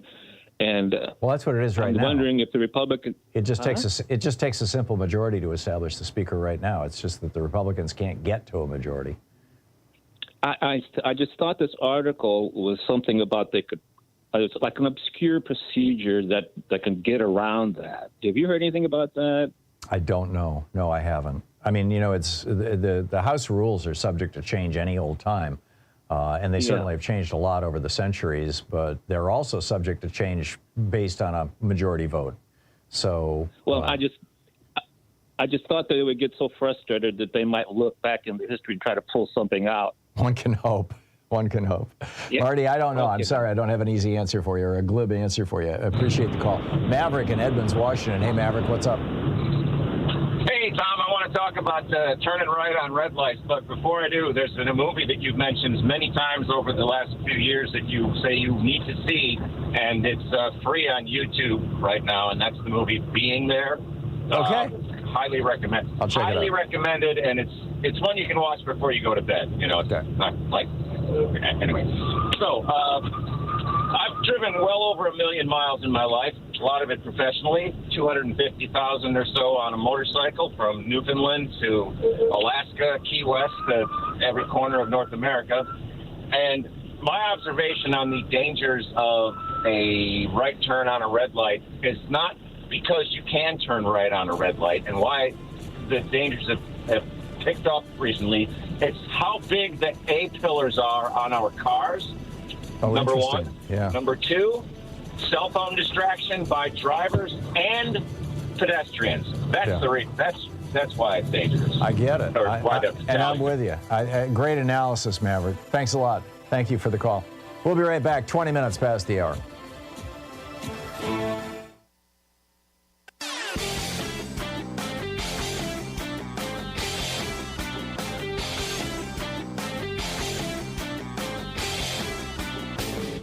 Change starts with you. You can be calling your Democratic or Republican representatives to let them know what you think by calling 202-224-3121. It's the Capitol switchboard. It'll get you right through to them. Are you feeling exhausted by Donald Trump? So many Americans are. And not Donald Trump, not just Donald Trump. The entire GOP. We've got this war on trans people. We've got a war on queer people. We've got a war on people of color, a war on voting. Young people concerned about climate change, and Republicans not only refusing to do anything about it, but like Marjorie Taylor Greene out there talking about how, oh, well, it's just normal variation, you know, it's nothing to worry about, just keep on shoveling that coal. People cutting pills in half because they can't afford their medicine. Parents who don't have enough money to properly dress their kids for school, even though they're working full-time. Seniors fearing that the Republican Party is going to finally succeed in killing off Social Security and Medicare. They're trying it again. You know, it's this whole, yes, we'll raise the debt ceiling as part of cut Social Security. It's nuts. I got a whole op-ed about it over at HartmannReport.com. Check it out. 21 minutes past the hour, picking up your calls here on Anything Goes Variety. Steve in Phoenix. Hey, Steve, what's on your mind today? Hey, Tom. Vladimir Khrushchev, the former head of the KGB, and one of his underbosses, Colonel Igor Pralin, they're the ones who really hated the U.S. and, you know, blamed us for the dissolution of the USSR. Mm-hmm. And they're the ones who are really behind getting Putin back into power. And Putin obviously has really hated us, too. So they've gotten so much mileage for their money. Yeah. And that brings us to the NRA. Issuing the death threats against Republican congressmen people who vote against Jim Jordan. Well, we got to remember Maria Butina, the Russian spy, was heavily connected to the NRA, and there was money and all the connections there. So, you know, they obviously want the Putin caucus, you know, Jim Jordan, and they desperately want their mole Trump back in office. So this is something we just can't forget about. And the NRA, if I'm not mistaken, is tax exempt. Yes. And why is that? That should be closed. Because anybody can register as a nonprofit in America. You know, they engage in so much political activity. There's 501c3s and 501c4s, and they've got a 501c3, and I believe they have a 501c4 arm that's separate. But, you know, so they can engage in political activity. And conceal their donors. But yeah, it's you know, I was Louise and I were in Moscow in 2015, December 2015, in this you know, hotel, and the NRA was there having a meeting. I mean, it was incredible. So it's right there. Can I ask you a quick question? Sure. How is our friend who was beat up, blindsided in L.A., who had a GoFundMe page, which I contributed. Yeah, to. I think he's got his teeth back together, and I think he's doing better. He's in the chat room. He's one of our chat room moderators, and he's regularly there.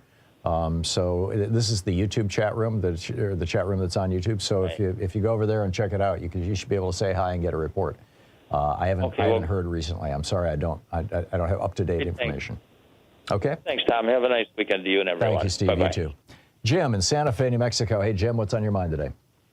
Hey, Tom. Happy Friday. I'm so much looking forward to and appreciating you having Dr. Marty on. I'm really looking forward to it. Good. Yeah, you bet. That's fantastic. Good on you. Anyways, because he is fantastic. Anyways, my question is, Tom, and you probably touched on this many a time, but thanks to the education I get through your program 5 days a week, I got off of that Medicare disadvantage a while back ago and back on traditional Medicare, thank God. But Tom, I didn't have a choice. All of a sudden, my drug coverage went to Aetna. Now, I haven't had any issues with Aetna. It's pretty much very good. I couldn't complain. But I was just wondering why I got automatically enrolled on Aetna for my drug coverage. Are you sure that somebody didn't slam you into a Medicare Advantage plan? I mean, doctors are doing that to their patients. No, not at all. It's just the drug plan, just the Part D. No, just strictly I got off of that Medicare disadvantage, and I'm definitely back on traditional Medicare. That's a certain. Right. But I did also get, I hate to use the word slammed into Aetna for my drug coverage. Is Medicare using other companies? No, they will not. Medicare will not assign anything to you. If you got slammed, either you did it yourself or somebody did it to you, but the drug company can't do that, and the government doesn't do that. Medicare Part D, do you have a Medigap policy that fills in that 20% hole? No, because my income level will not afford that. You couldn't afford it. Okay. So yeah. So that's the reason. Yeah, I don't know, Jim. Did you have Aetna Medicare Advantage before? No, I didn't, Tom. Yeah. I have a medical caseworker due to my illness. I have a medical caseworker. Oh, well, maybe that's the person that lined it up for you. I need to get in touch. I've been sitting here ringing this in my brain going, I'm going to talk to Tom about this. Maybe he has. But I'm going to call my medical case manager and find out why I got slammed. Not saying anything. I'm not slamming Aetna per se, right, but why I got put into Aetna. Right. Well, the Part D plans, those are typically, $25, $30, $35 a month, right? This is just your prescription drug coverage. Yeah. Right. I don't know. It's possible also that you had another provider and Aetna bought them up. I mean, that happens too. So I just don't know, Jim. I'm sorry, but yeah, you should check with the guy that's working with you, or the person that's working with you. Jim, thanks for the call. 27 minutes past the hour, picking up your calls here on Anything Goes Friday. Our last hour of politics for the week, and then we're going to talk about dogs and cats and gerbils and ostriches and pet giraffes and whatever you may happen to have. We'll be right back. You're listening to the Thom Hartmann Program. Call 202-808-9925. Place where smart people get their news. We'll be right back with more of your calls.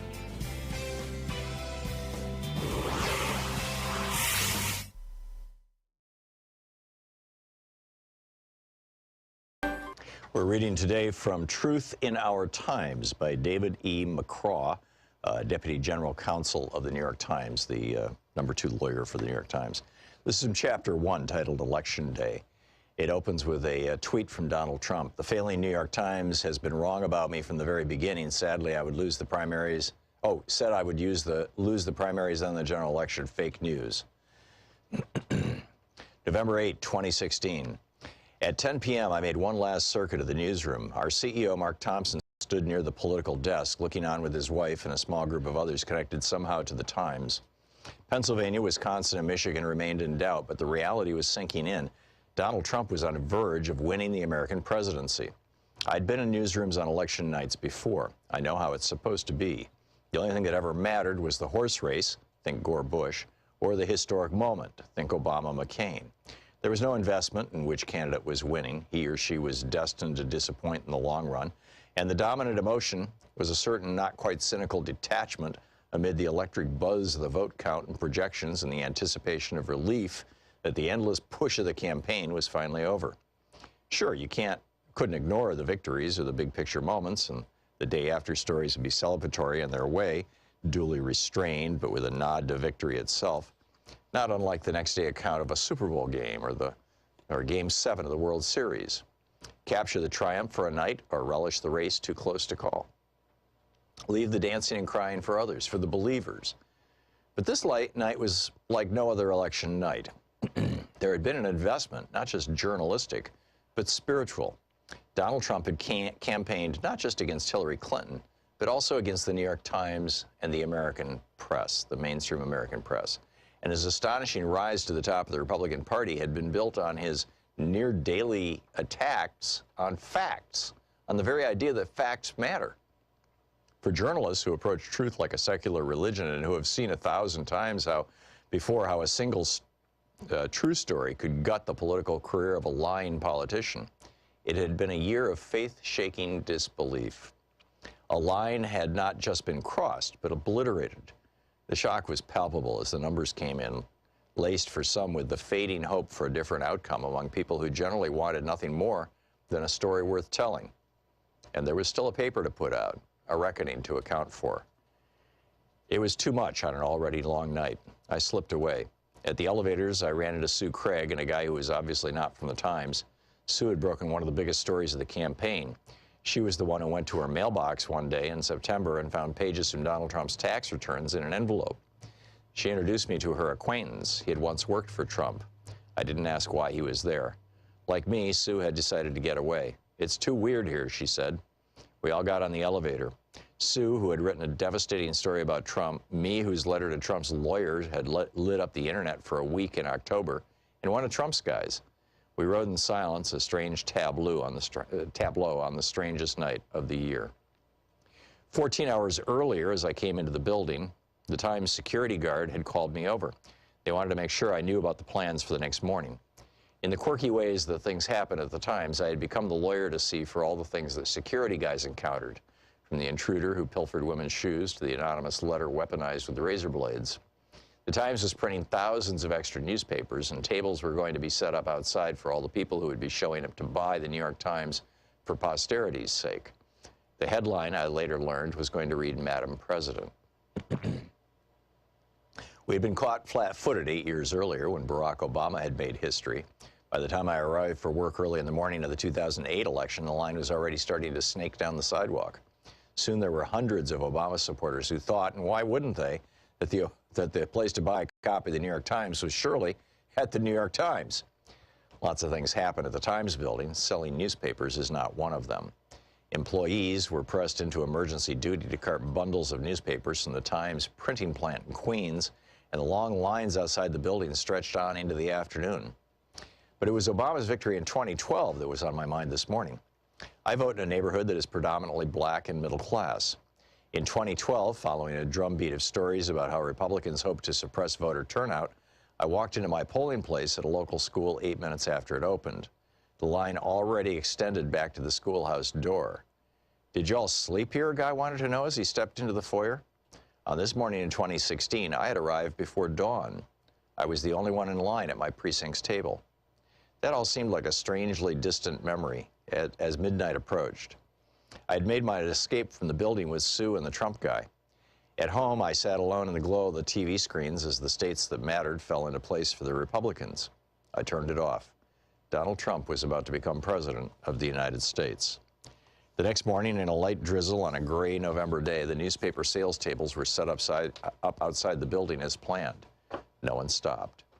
The vendors sat idly amid the stacks. There was no Madam President front page. Instead, the headline read, "Trump triumphs," and the first two paragraphs of the lead story talked about how the vote threatened convulsions throughout the country and made an early mention of those who had watched with alarm the rise of Trump. Nearly half the country had voted for the man. I had just spent a weekend in October back in rural Illinois, in my hometown, and for a moment I allowed myself to see the coverage through the eyes of the rest of America, where, at least for this one night, his victory represented a certain kind of hope that change was going to come at last. Truth in Our Times by David McCraw.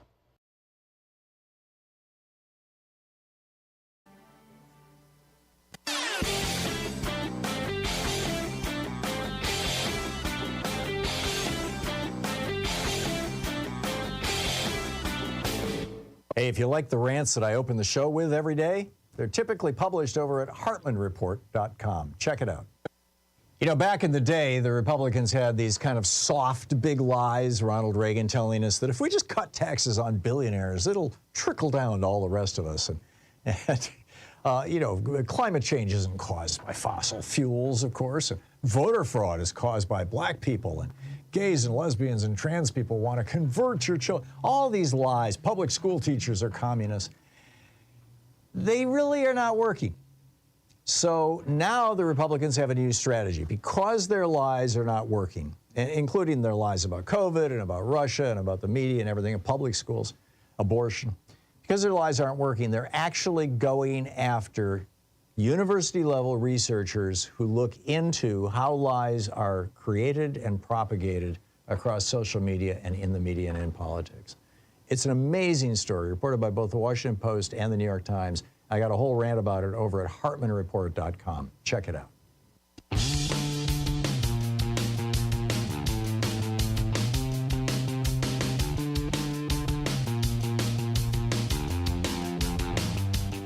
Well, welcome back. Picking up your calls here. Pat in Bellevue, Washington. Hey, Pat, what's on your mind today? Hi, Tom. What I'm calling about is something that's making me very mad. I am a Boeing retiree, have medical insurance, and on November the 1st, I will be switched to a Medicare Advantage plan, and I don't know how to prevent it. And it's driving me nuts. I've been doing everything I can to drive it, but they give you an opt-out option with a phone number. Doesn't work. You just get handed on from table to table, and all of a sudden you get one. They say, "Hold on," and then the line goes dead. So that's really hopeless. Wow. And I'm so mad with. I don't want to be on. I can't afford to be. I'm an old woman. I've got a heart surgery probably coming up. Very likely when I get to the, if I have to get into this Boeing Advantage plan, they'll say, "Oh, you're too old for that," and deny me. Yeah, you just don't know. I mean, because the Advantage plans always underwrite everything. In other words, they try to figure out a way to say no. You might want to call Boeing's HR department, just the normal HR department, and tell them the problem that you're having talking to anybody about the plan. You're the second or third person who's called to complain about Boeing slamming people into Medicare Advantage. Is that so? Yeah, I don't know. Nobody has called with a solution, but that would be where I would start. I think is instead of talking to the Advantage provider or the people who are giving you the runaround, I'd go right to the company. That's a good idea. Well, I'm thinking there's thousands of us. Yeah. And surely an awful lot of people are going to be very unhappy when they suddenly find they've been switched and they didn't know it. I think you're right. Sure, we got the information, but they've given us 8 days to try and get out of it. They only told us. The other thing I'd suggest you do, Pat, you guys are unionized, aren't you? Yeah, I guess so. Call the union. I don't know. Well, I don't know. My husband was in it. I'm a widow now, but. Well, let me just see if Boeing probably has multiple unions, but let's just see. Boeing union. Yeah, the International Association of Machinists, 751. Although there are probably I'm sure there's other unions that are represented there. But start with the Machinist Union. Okay. IAM District 751. Let's see here. Yeah, that would be where I would start and see what they have to say. See if they can help. Okay, well, I'll try that. I really don't want to be this. Yeah. I'm wondering if I can call the Medicare and say don't let them don't switch my affiliation. I think you can, but then you don't have Boeing paying for anything. Right? I'm assuming right now Boeing is paying for your Medicare costs and your Medigap policy, and they're trying to replace that with Medicare Advantage. Yeah, that's what's happening. Right. Yeah, but I give them a lot of money per month. Yeah. To do that. Well, I'm sorry, Pat. I don't know enough about the details and nuance of it to be able to advise you on that. But I would call everybody in sight and see what they have to say. Right. I'm going to try and get it on Facebook. Right. Also do that, and also call your member of Congress. Okay, I should do that. Yes. Okay. Good luck, Pat. Okay. Well, thanks for your advice. Maybe I hope I'm helpful. Keep us up to date. Let us know how it works out. Okay. Justin in Maui, Hawaii. Hey, Justin. How are you, and how are things recovering? I know your school got burned down in that horrible fire. Yeah, and the situation's getting kind of worse, if you ask me. So the fire happened August 8th, and they started a return to school plan, and the Department of Ed released air, water, soil samples from the school location, and there's one called Princess, which is right next, 2,500 feet from a major burn zone. So I started looking into maybe the water, air, and soil at the location of the school is okay, but what about the fugitive dust that flies over? And I looked into the Hazardous Evaluation Emergency Response Office, said that the impacted area and its surroundings are hazardous. Mm-hmm. So that's not good. And so I asked the Department of Health, what is their definition of impacted surrounding areas? Is it 1,000 feet, a mile? And I got no response. We do have a Hawaii statute on fugitive dust that says no person shall cause or permit visible fugitive dust to become airborne without taking reasonable precautions. And someone at the Department of Ed said that they're relying on the Department of Health, who haven't even written the plan for fugitive dust control yet. What is fugitive dust? Fugitive dust. So the area, the whole town of Lahaina was burned, and they haven't even tested the soil yet for what's in there. But in Kula, a different region that just burned down as well, that they found cobalt, arsenic, lead, asbestos. So they expect all that plus more in Lahaina. And so now, whenever the wind blows in the direction of that school, you have fugitive dust that could escape from the area. So, and a major burn zone is 2,500 feet from a elementary school. Yeah. So for me, they were asking me to go back, and I said no, because everyone's going to be getting cancer in a couple of years. Yeah. There's no plan in place. And it seems like they're doing exactly what happened at 9/11, where the EPA leaders stated that the air was clean and then regrettably said, sorry, I was wrong. Right. That was a bad mistake. And right now they're just trying to restart the economy. Let's move forward. And I know people that are reopening their homes again that didn't get burned down but are in the area, and they're getting allergies, they're getting chest pains. And now you've got an elementary school plus two other schools that are opening now right next to the burn zone, and there's no plan, there's no threat assessment. Wow. There's no fugitive dust plan. Is your school and they're going to take 3 years to bulldoze all of that area, and when they start bulldozing, all of the ash is going to go wherever the wind blows. Sure. Well, that was my question. Is your school downwind with regard to the prevailing winds? I mean, or is it not? But the thing is that all it takes is a Kona wind to go in the other direction. Yeah, I get that. Then they're all breathing it, and there's nothing in place to stop that. There's no plan. Wow. They're just, hey, we're going back to school and we're resilient, and we're all breathing, harsh, deadly toxins. Yeah. It's really depressing. Well, I'm sorry I don't have any easy solutions for you, Justin. I'm assuming, I know that you've been involved with the local Democratic Party. I'm assuming that you've talked to your local politicians and you're trying to figure this out. You're doing everything you can there.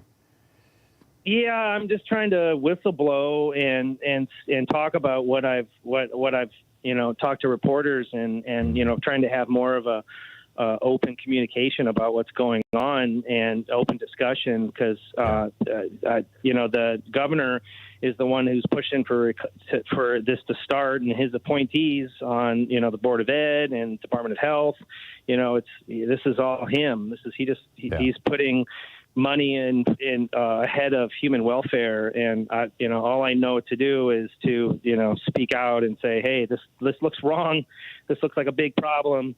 And hopefully more people, are, look into it and are concerned and are just, we have to be critical. We have to be extremely critical of whatever plans in place, because human lives are in danger. And I was lucky enough to be able to transfer to a different school, not in the area, but I just feel for my coworkers and the children. Yeah, I totally get it. Well, good luck, Justin. Keep us up to date on how that's working out. And I hope that you can get some relief on this. The analogy to 9/11 is positively spooky. Thank you for the call. We'll be back with more of your calls in just a moment. It's coming up on 15 minutes before the hour. You're listening to Thom Hartmann. Visit thomhartmann.com for audio and video archives. We'll be right back with more of your calls here on the last hour of Anything Goes Friday. And a reminder, next hour, get your pet questions ready.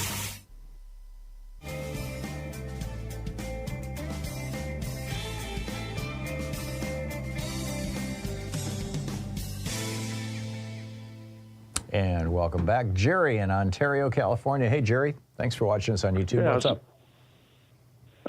I'd like to suggest a book for your a reference book to the Jefferson stuff behind you. Okay. This book, Thomas Jefferson on Democracy by Saul K. Padover. Okay. So the first one I had was 25 years ago. It was the 17th printing, so it's still in print. Mm-hmm. But the backstory is I bought a hardcover. So it's a 1939 copyright. Mm-hmm.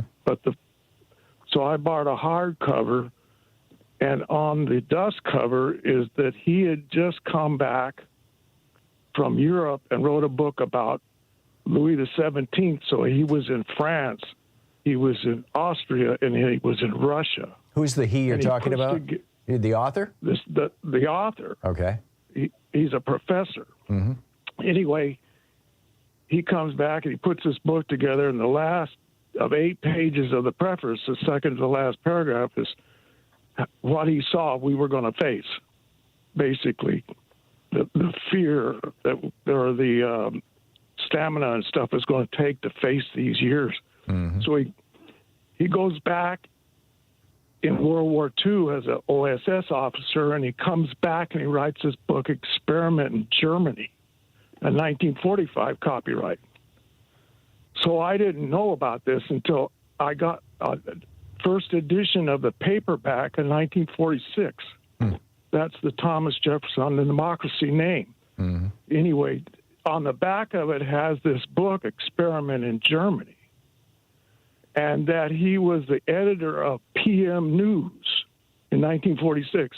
Well, PM News is in the Good Night and Good Luck movie. Mm-hmm. Was the guy that committed suicide. It had been this kind of commie pinko newspaper. Right. Anyway, the 1947 edition, all of that's gone. Huh. But the book Experiment in Germany, I sent President Obama a copy of it. Mm-hmm. And I don't know if he read it or not, but in his first speech after being president, he said that we have to put the board of directors in these corporations. Well, that's what these communist military was doing it, that McCarthy went after.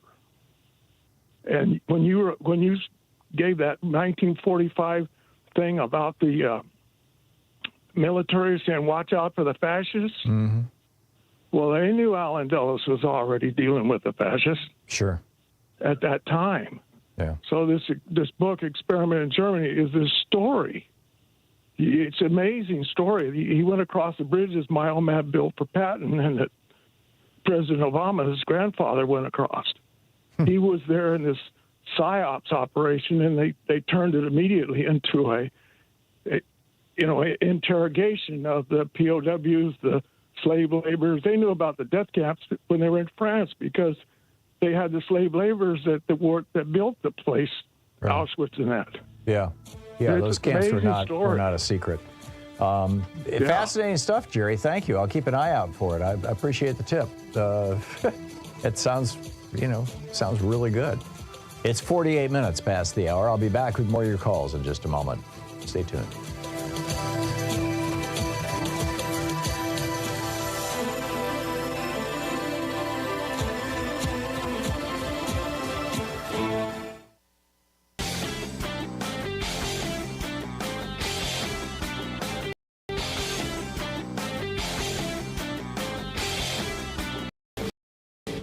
Help support Progressive Radio. If you're listening to us on a commercial station, call their advertisers and let them know you're listening. If you're listening to us on Pacifica, or one of our many nonprofit stations, please support them when they do their fundraising drives. Thanks for supporting Progressive Talk Radio, and tag you're it. So when was the last time you heard some Republican ranting about how, like Ron DeSantis, Florida's where woke goes to die, and we're declaring war on woke, and all that kind of. Republicans have been using dog whistles for most of my lifetime to shout out to their generally white racist base against various minority groups. Richard Nixon was, we're law and order, and You know, as John Ehrlichman pointed out, his whole war on drugs was basically a war on black people and hippies. George Herbert Walker Bush had Willie Horton. George W. Bush had the Muslims. Donald Trump, it's the Mexican rapists.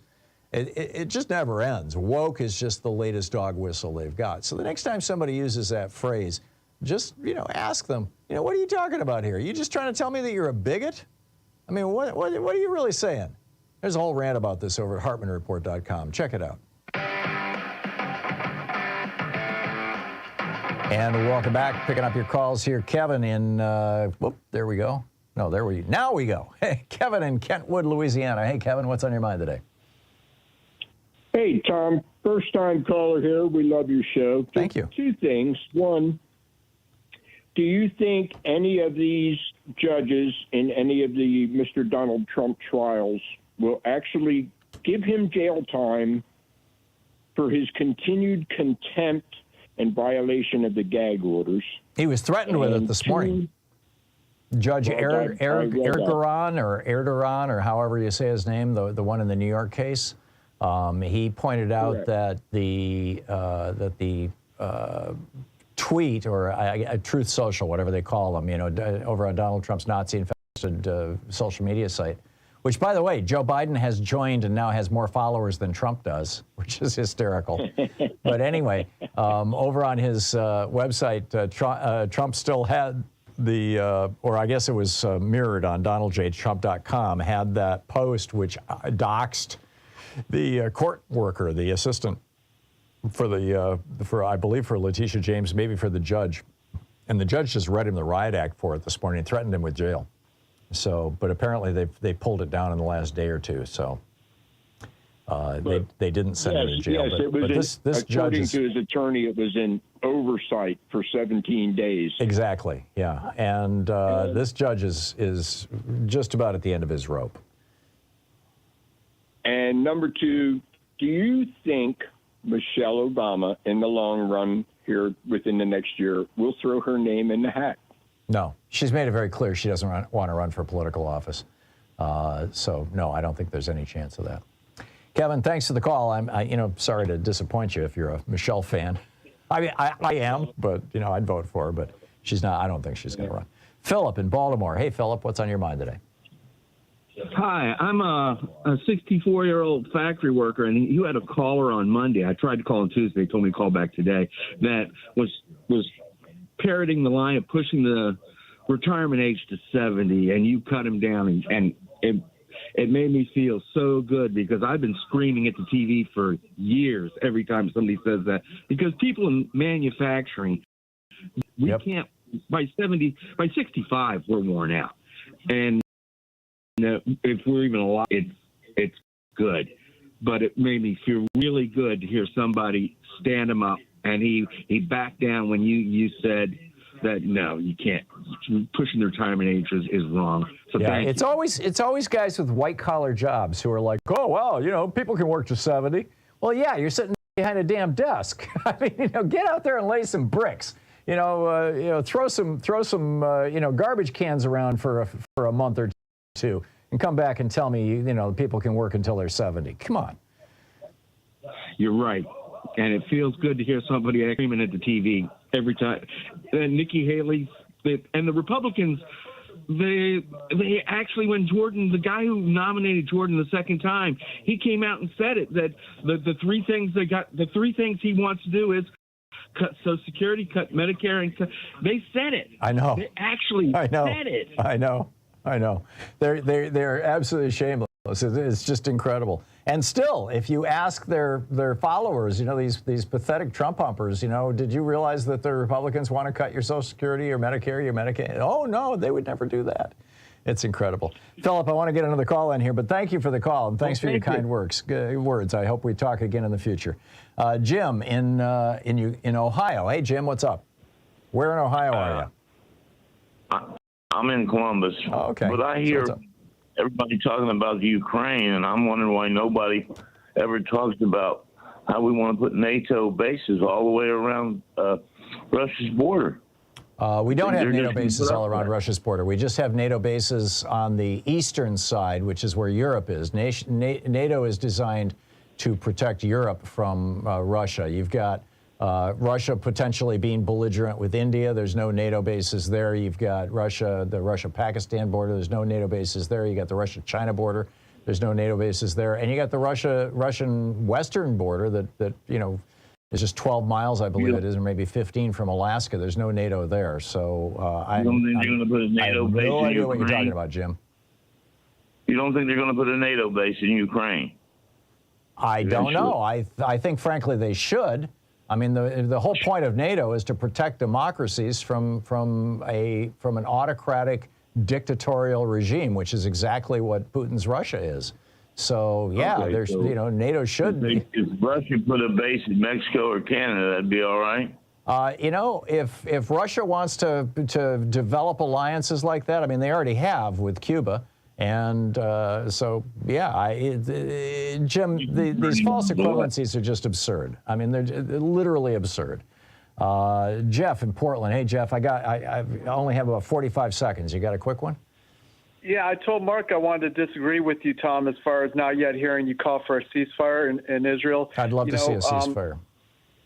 Yeah, I mean, because we know Netanyahu's going to follow the W. Bush playbook and use the fog of war to try and salvage his leadership. And it's going to hurt Israel in the process. Yeah, strategically, it's going to, besides the human carnage and tragedy, it's going to be a strategic disaster for Israel and for us if we're complicit in that. So, you know, people can call their member of Congress to have them sign on to Cory Bush and other progressives' resolution for a ceasefire. And thanks for being as John Fugel said yesterday, a voice of nuance and reason in this discussion and calling out anti-Semitism and Islamophobia. Yeah, and a ceasefire does not mean you're taking Hamas's side. I mean, it's just there's already been more deaths on the Palestinian side than there were on the Israeli side. It's time to say, okay, let's let's figure out what to do here. Jeff, I got to run, but thank you for the call. All right, we're going to reset the calls. Mark is going to go through and see if you have a question about pets. We're done talking about politics for the day, and so if you want to call about politics, drop off the phone. If you've got a pet question, give us a shout. 202-808-9925. Dr. Marty Goldstein will be with us for the next hour. Stay with us. You're listening to Thom Hartmann. In addition to bringing you the Thom Hartmann Program here on Free Speech TV and Video Media Online, we also have a whole set of ways you can interact with us and tools you can use to spread the word about the importance of democracy and the threats to it in our republic. First, there's your daily homework. Sue Nethercutt puts together a daily email newsletter that has a link to every story I discuss on the air, so you can find my sources and you can share them with your friends. It's free and you can sign up at ThomHartmann.com. Second, I publish my daily take every day over at the HartmannReport.com website. That's also free if you want the daily 5 days a week rant in your inbox. No ads either. Third, we have the podcasts. There's the free 1 hour early show that's advertising supported. You can find that wherever you get your podcasts normally. And then there's also the podcast of the entire 3 hour show with no advertisements, and that's available by subscription over at ThomHartmann.com. So check them all out at ThomHartmann.com and Hartmann Report.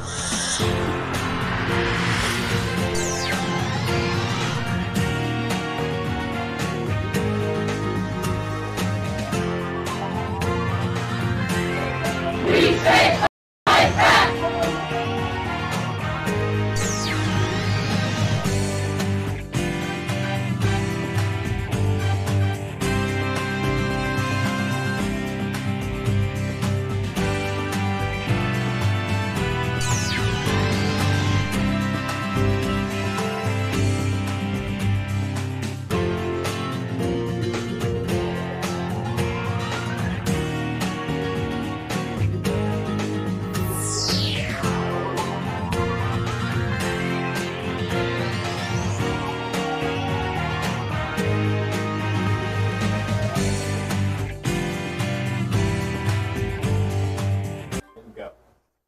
Our book today is Microtrends Squared by Mark Penn.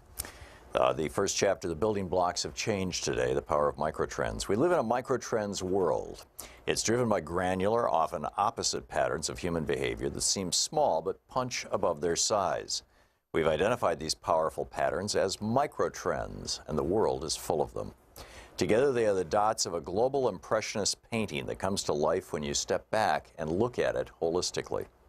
These forces have only become more impactful in recent years, and they've started to upend society. 10 years ago, when I first identified these patterns in change and microtrends, I saw a world of boundless opportunities. I was over-the-top optimistic about how microtrends would produce a new world of personalized products on our shelf, and how in Washington they would produce an even greater selection of fresh, first-rate political choices. Of course, that's not exactly what happened.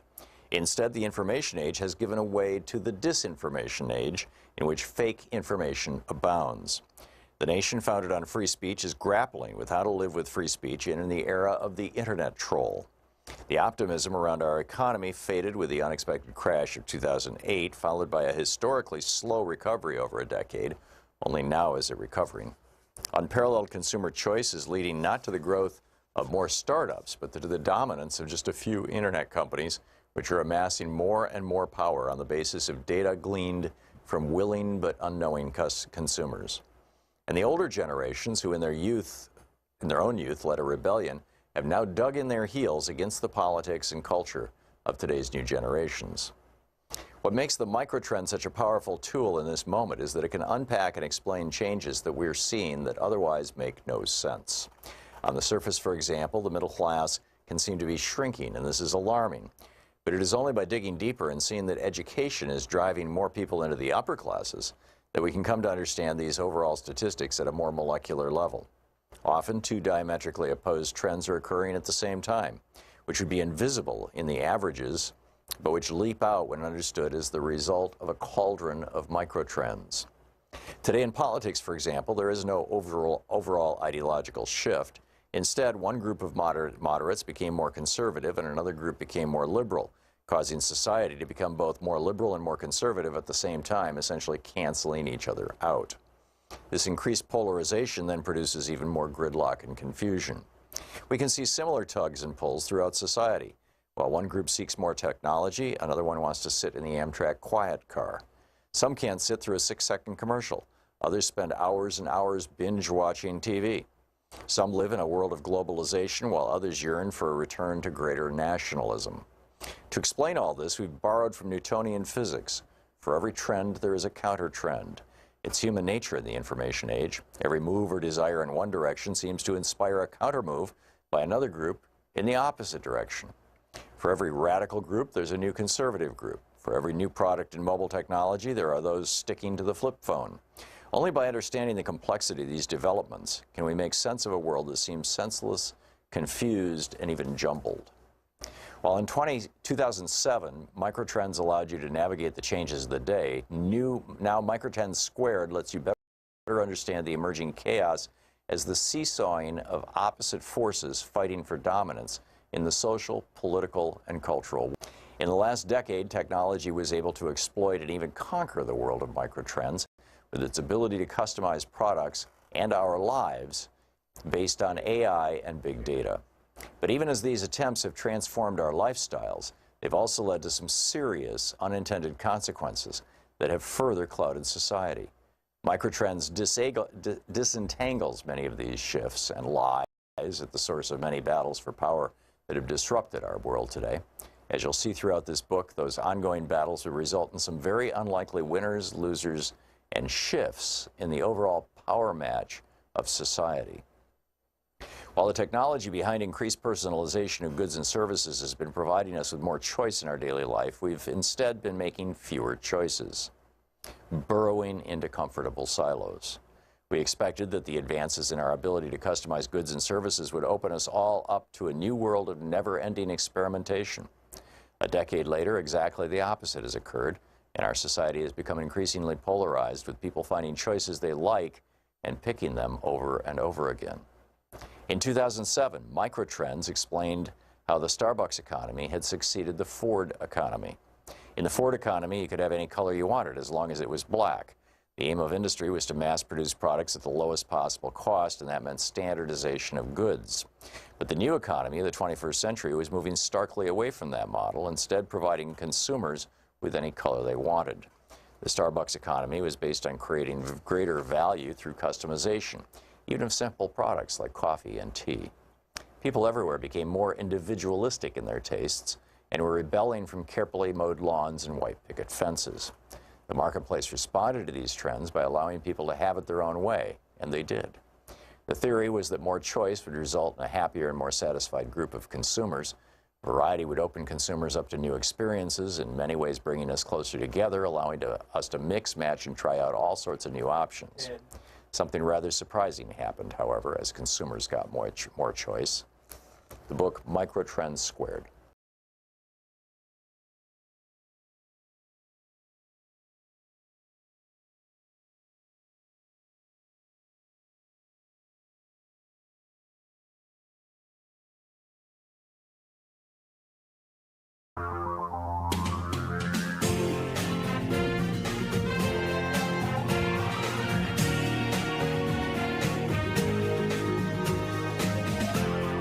This is the Thom Hartmann Program.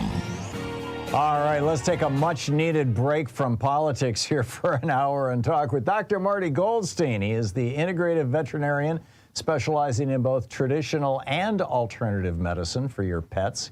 He is the creator of Nature's Blend, and just by way of full disclosure, although he's not paying us for this time on this hour, he is an advertiser on our program, so I just want to make that very clear so we don't run afoul of the payola and plugola laws. He's also the author of The Nature of Animal Healing, his book, The Definitive Holistic Medicine Guide to Caring for Your Dog and Cat, and more recently, The Spirit of Animal Healing, and he's in the movie, The Dog Doc. His website is drmartypets.com, drmartypets.com, and official Dr. Marty, or official Dr. Marty is the Twitter handle. Dr. Goldstein, Dr. Marty, welcome back to the program, and so glad that you can be with us for an hour to take calls here. We're already stacked up. Tell me when you're ready to go, and is there anything you'd like to start off with? Yeah, I was ready to go about 47 years ago, Tom. Okay, all righty. Well, let's... You know, I just grabbed something. I was listening to all you were reading on the economic stuff. Uh-huh. And I have a passage here that's one of my favorite passages of all time that I would love to read. Sure, go for it. Although a lot of people didn't hear what that's just Phil that's on when our stations, our commercial stations are doing the news and stuff. We have book reports that just kind of fill in for the nonprofit stations, so not everybody heard that. But feel free to share whatever you'd like, and then we'll pick up. I got a bunch of callers who have questions for you.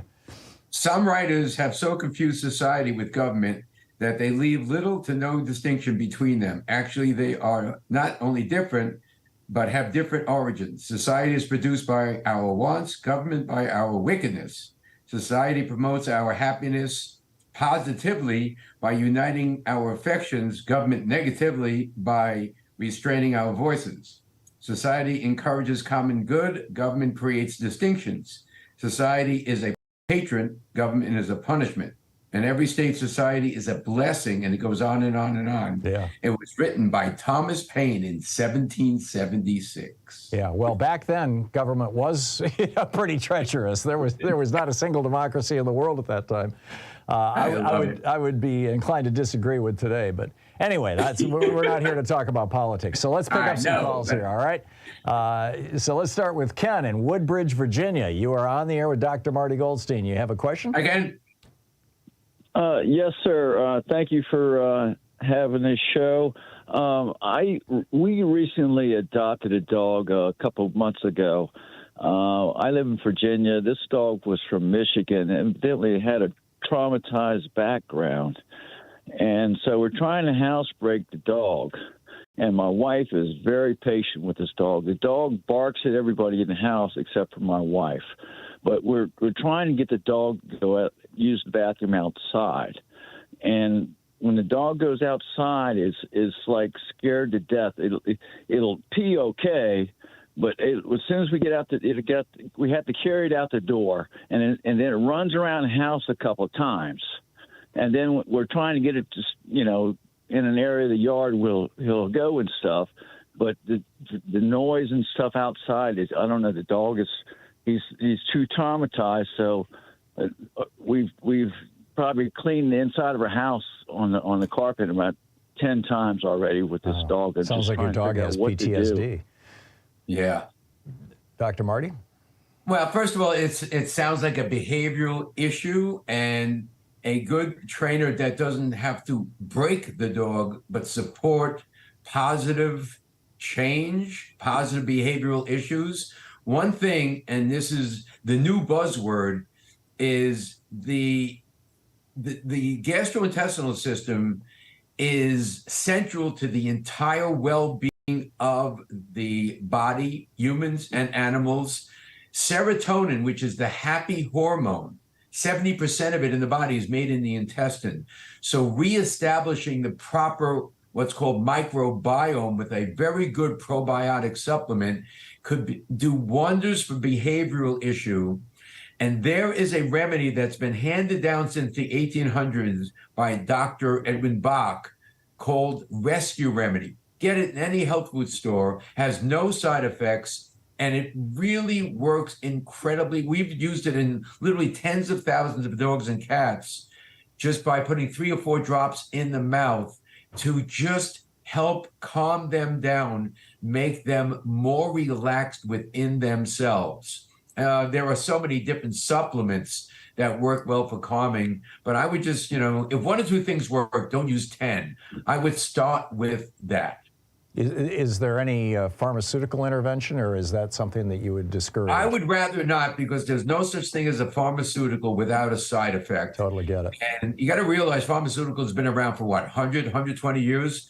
Natural products like valerian is an herb that's been on this planet for thousands of years, will act like a pharmaceutical, but won't have the side effect. And I always recommend on anything is to work with an integrated veterinarian. They're all over the country now, and the best website to find any integrated veterinarian anywhere in North America is ahvma.org. Okay. Yeah, and yes, on valerian. Then when they developed benzodiazepine drugs, they were trying to replicate valerian, thus Valium.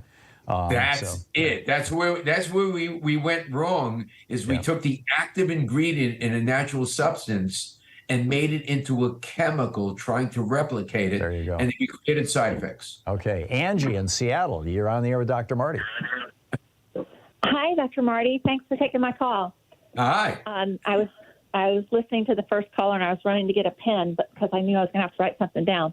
But anyway, my dog has allergies and has dealt with allergies her whole life, and I have too. We've been through, she's 8 now, and we've been through everything. We've tried your food. She loved it, but it broke her out on her tummy. We're now on a plant-based food from Rain. I can't remember the exact name of it, and it doesn't break her out, but she throws up every morning, like a bile, if I can't, and she won't eat in the mornings.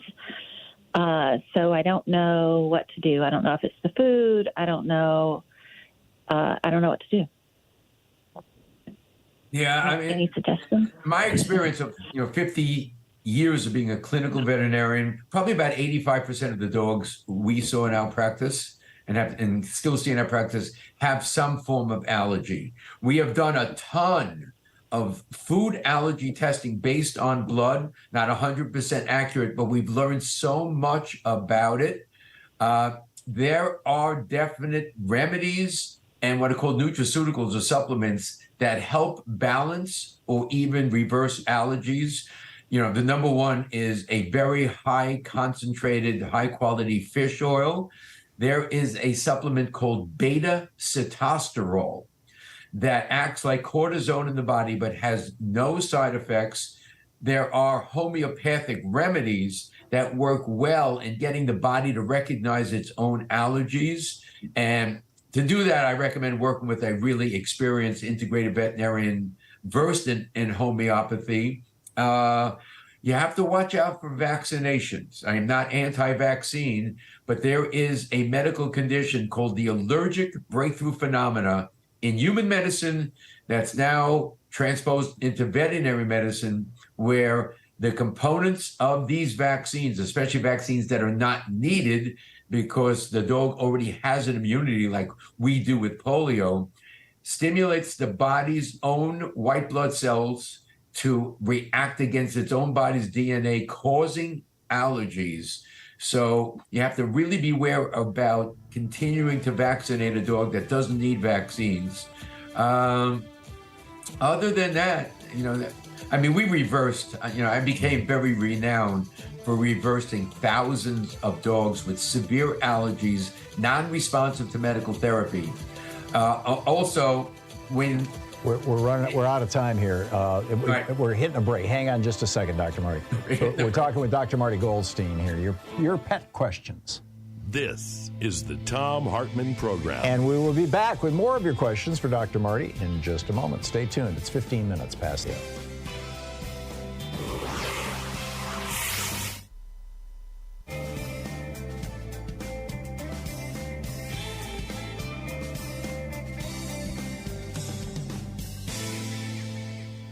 And we're still talking to Dr. Marty and Ed, watching us on Free Speech TV in Erie, Michigan. You are on the air with Dr. Marty. Hello, Dr. Marty. Thank you for joining us. I got a 9-year-old Beagle rescue, and I've had him 4 years. He's approximately 9. He was estimated to be 5 when I got him in 2019, and I live on the western end of Lake Erie in the Marshy, and I'm fortunate. I got a lot of places to walk, and we walk a couple hours every day. And he's exposed to a lot of wild animal stuff, so I make sure he's got all the shots. But this last Sunday, he was coughing during the night, and we went back to sleep about 2:30. I got up about 6. I noticed he was breathing real fast. I took him in. He was diagnosed with pneumonia. And he spent 30 hours we got an emergency hospital, luckily, within about 15 minutes from me, emergency vet. And he was put on oxygen, and he was there about 32 hours. And I haven't seen my vet yet. My follow-up doesn't come till next Thursday. But how in the heck did he get pneumonia? You know what I mean? The doctor at the emergency vet, they're kind of short and because they're busy. But I was going to have to wait till I see by, but I'd like to hear you. How could he have got pneumonia? You got to realize that every time we take a breath, we inhale bacteria. So, the lung is not a sterile environment. In my experience, pneumonia is more rare in dogs than it is in people. And this is where I believe in true integrative medicine. Pneumonia, I would treat medically, obviously antibiotics, high levels of vitamin C. There is an herb called Drosera, Droscera, comes in herb, and it comes in a homeopathic form, and it's incredible for respiratory conditions to enhance the effect of the antibiotics. How he got it, I really don't know, but, some of these bacteria, some of these organisms like the tick diseases, and, COVID's a perfect example. They're so overpowering to the animals on the earth right now that they just take over. So some bacteria in that marsh got into those lungs and just went haywire. Yeah. Dr. Marty, we just have 45 seconds until we're going to come back, or bounce back through this break here. Are there supplements that you would suggest for dogs to build their immune systems to prevent things like pneumonia? Astragalus is an herb that's very powerful for immune enhancement. There is a supplement called Astragalus 16 Plus that's incredible for deep respiratory non-responsive conditions. Antioxidants in general are very immune supportive too. So, great question. So the antioxidants, do you give dogs vitamin C? I mean, Oh, absolutely. Even though dogs are supposed to make their own, we've ruined their natural tendencies so much they don't make their own vitamin C. So giving them a source of vitamin C, especially if they have pneumonia, right, can't hurt. Give them some fruit, or sprinkle some ground up vitamin C pills in their food, or what? I would give them in supplements. Yeah.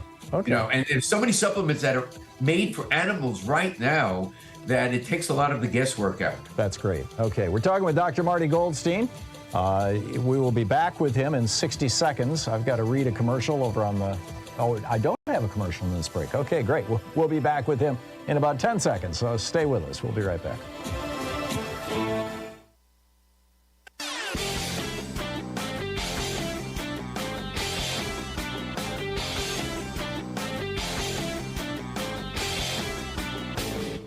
Missed my opening rant today? It's usually published over at HartmannReport.com, where you can read it and share it with your friends for free. Check it out, HartmannReport.com.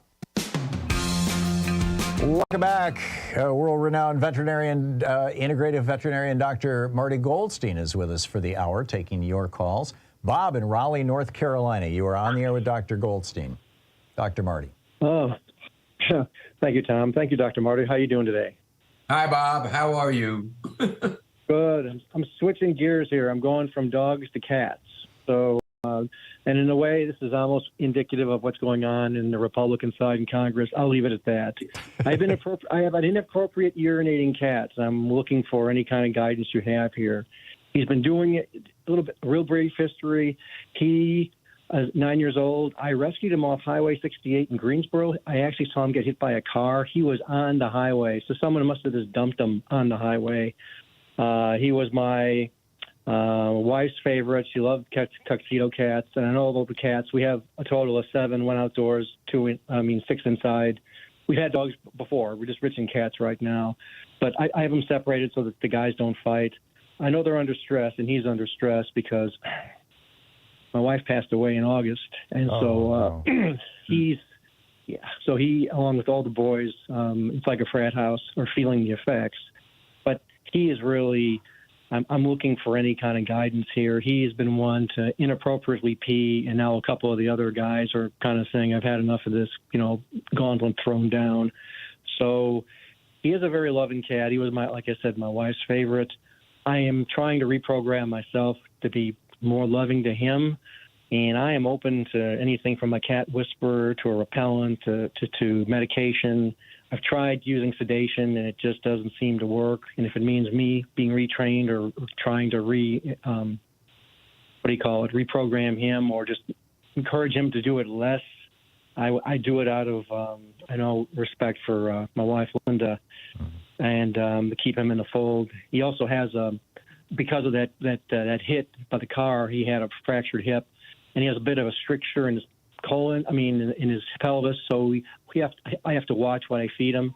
Wet food, if I keep him wet, everything flows fine. He can't handle any kind of too much dry food and that. So I hope that kind of gives you a sense of what. Oh, yeah, that's definitely plenty. Sorry for what happened in your experience. And there is a huge link between stress and urinary problems. If you could definitely rule out any medical problem with the bladder, like chronic stone formation or what's called urinary sand, and you think or know that this is behavioral, what I mentioned before, Rescue Remedy works incredibly well and works very well for both you and the cats. They now make Rescue Remedy for pets. I typically like the human form of Rescue Remedy. Get it in any health food store, 2 or 3 drops a couple of times a day, right in the cat's mouth, not to be swallowed. It absorbs inside the mouth. I've seen it work wonders for calming. If it is a urinary problem, one of my favorite homeopathic remedies that I've used on thousands of animals is called Natra, N-A-T-R-A, Bio, and it's bladder irritation. And you can get it, online. You can get it in the health food stores.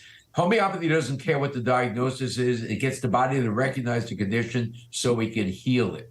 So those are the 2 things. If there are stones or a chronic infection, that has to be addressed medically. George in Cripple Creek, Virginia, you're on the air with Dr. Marty. Hey, Dr. Marty, how you doing? Hey, George. Yeah, I have a 10-year-old or a 7-year-old 10-pound dachshund that suffers from back disc problems. At one point, she could hardly walk, and she's been getting regular laser therapy, and that has done wonders for her. Do you recommend anything else in addition to the laser therapy? Absolutely. I was certified in acupuncture way back in 1975. That's when they really started to condemn me. And what I learned is acupuncture will address almost 200 different maladies of disease conditions in the body. Number one on top of the list is back problems. And I've seen dogs, and you'll actually see a scene in the documentary, The Dog Doc, where a veterinarian flew in from California to the East Coast with his only purpose was to get my license suspended because he thought I was ripping people off claiming alternative medicines work. And there was a German Shepherd that came in that was paralyzed for 3 months. I did acupuncture. The dog got up and walked in the office. And this veterinarian, who is now one of the #1 holistic veterinarians in the United States, he actually fainted from the experience. It is. Is that in your movie? It's in the movie. It's the best scene in the movie, Dr. Rick Palmquist. I mean, it's just, it was amazing. Yeah. And now he lectures at Cornell. He was writing for the Huffington Post on alternative medicine. Mm-hmm. So, and acupuncture veterinarians are all over the United States. 68% of the veterinary colleges in the United States now support in some way acupuncture. So the Chi Institute, CHI, and the ahvma.org has a listing of all the veterinarians practicing acupuncture all over the United States, and it's a must. Is AHVMA the American Holistic Veterinary Medical Association? You hit it on the head, Tom. I'd never heard of it before, but I'm just, going from the acronym here. And so they have a website, I'm assuming, that people can track down more? Yes, ahvma.org. They become huge, thankfully. Yeah. We just have about 25 seconds before we hit a break here, before our 5-minute break at the bottom of the hour. How do people best determine if their vet is going to be open to alternative medicine? Ask them. Just ask them right up front. Yeah, and honestly, because I've been up against this for 50 years, if they're not, and they should be, and they're unwilling, find another veterinarian. Okay. Because the whole trend is towards that. There you go. Dr. Marty, we've got a 5.5 or almost 6-minute break here at the bottom of the hour when our local stations will go to news and commercials, and our nonprofits will hear another book report. So we'll be back with you in about 5 minutes, okay?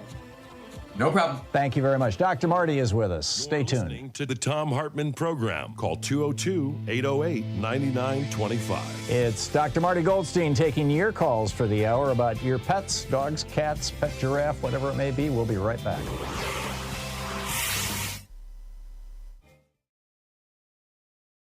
Thom Hartmann Book Club. Today we're reading from Point to Point Navigation, a memoir by Gore Vidal. This is from the last 2 chapters. And we're reading from page 258. In 1961, a new president of the United States, John F. Kennedy, was inaugurated at the age of 43. With him, a new generation had taken the crown from the older generation as represented by General Eisenhower. There was triumphant talk of a new frontier, presumably to be crossed by all of us into a bright new land where the only shadow that marred the prospect was that of the hideous, murderous specter of international communism centered upon the Soviet Union, against whom JFK had sworn to bear any burden to ensure the ultimate victory of freedom, liberty, and so on. But early on, starting in 1959, under the general direction of then Vice President Richard Nixon, who had many interesting Cuban mob connections, yes, Bibi Rebozo, his mysterious friend, was also linked not only to mobsters, but to the Cuban dictator Batista, who had been overthrown by Fidel Castro, to the annoyance of the mob, an annoyance that turned to fury when Castro shut down, if only briefly, the mafia-run Havana casinos. Elements of the CIA were soon attempting to murder Castro, who, like all Nixon enemies, was, if not yet a communist, worst a communist dupe. The presidential election of 1960 was a close one, fought by Nixon and John Kennedy, an attractive Massachusetts senator whose father had, ironically, dealings with many mobsters during the pre-World War II period, as well as at the time of the prohibition of alcohol. The late film producer Ray Stark told me how during the short presidency of JFK, Joe Kennedy and Frank Costello, the retired New York mob overlord, would often have dinner at Kennedy's Central Park South apartment and rehash old crimes, often in the country of a retired teamster who gave great massages. Joe's mob connections were useful to Jack in the 1960 election and could easily have saved JFK's life in 1963 had Bobby Kennedy, in the interest of building himself up in the public eyes, not started arresting important mobsters, particularly in the so-called Appalachian Mob Conference, bust, where they had all come together to confer about the secession of the leadership of the New York mob. I've long since forgotten how I first heard of the plot to kill JFK, while I had no idea at all of the Kennedy brothers' plot to kill Castro on December 1st, 1963, until I read a recent book by Lamar Waldron and Thom Hartmann called Ultimate Sacrifice. It was assumed that the Cuban Missile Crisis of '62 had sufficiently alarmed JFK and Castro's mentor Khrushchev so that they jointly backed down, putting an end, so everyone thought, to such dangerous adventures. JFK had pledged not to invade Cuba if Castro would allow inspections of any remaining missiles on the island. Since Castro did not cooperate, JFK then regarded his pledge as inoperative. In the spring of 1963, according to Ultimate Sacrifice, more a literal than an ironic title, John and Robert Kennedy started laying the groundwork for a coup against Fidel Castro that would eventually be set for what they called C-Day, December 1st, 1963. Bobby, like Nixon before him, was in charge of what would be the most secretive operation of its sort in our history. Since the CIA had, in the eyes of the Kennedys, botched the 1961 Bay of Pigs invasion, the Department of Defense was to be in charge of this adventure, which would first engage mob hitmen to assassinate Castro and then replace Castro with a provisional government that would implore the United States to come to its aid and restore order. Ours is a society riddled with plots of every kind, from, let's say, one to bribe certain members of Congress to cheat Indians off of their casino money, to the financing, often secretly, of numerous presidential elections, while simultaneously great companies like Enron cheat customers, stockholders, and employees. Yet everyone who draws attention to all of this corruption is quickly denounced as a conspiracy theorist who means to undo the great fiction that anything truly wicked, at least in the murder line, must be the work of a solitary lone nut who is simply evil.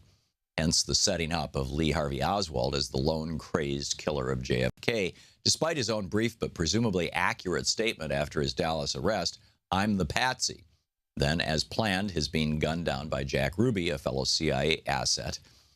Oswald as lone killer for no reason at all, and addled Ruby, a one-time Chicago mobster who claimed to be deeply worried about the stress all this must be causing the widow Kennedy.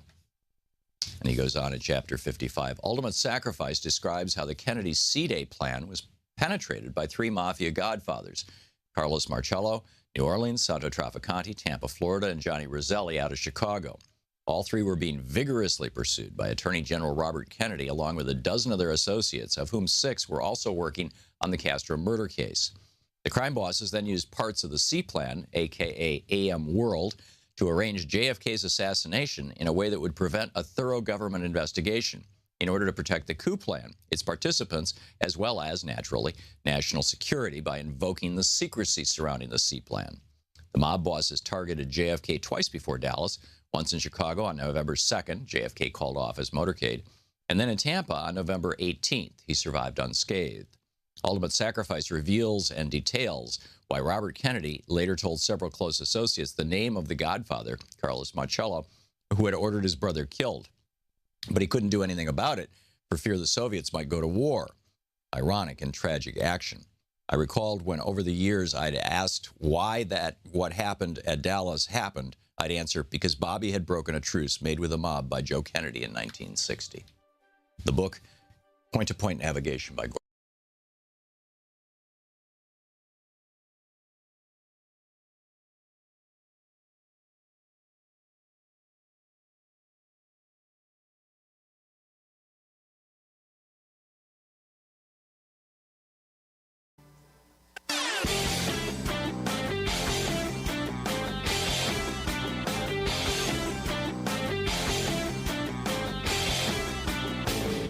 From international trade policy to immigration policy to housing, we've got all kinds of topics.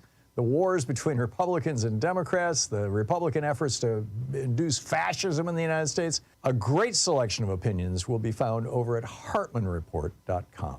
When I was a little kid, my grandmother had a piano, and I loved to play it. I was incompetent, but I was figuring out all kinds of stuff. And then I kind of got away from it and, went to school and things got busy and just lost track of it. Well, now there's this fascinating new study out of the University of Geneva, Switzerland, that is making me think maybe I should go back and learn the piano.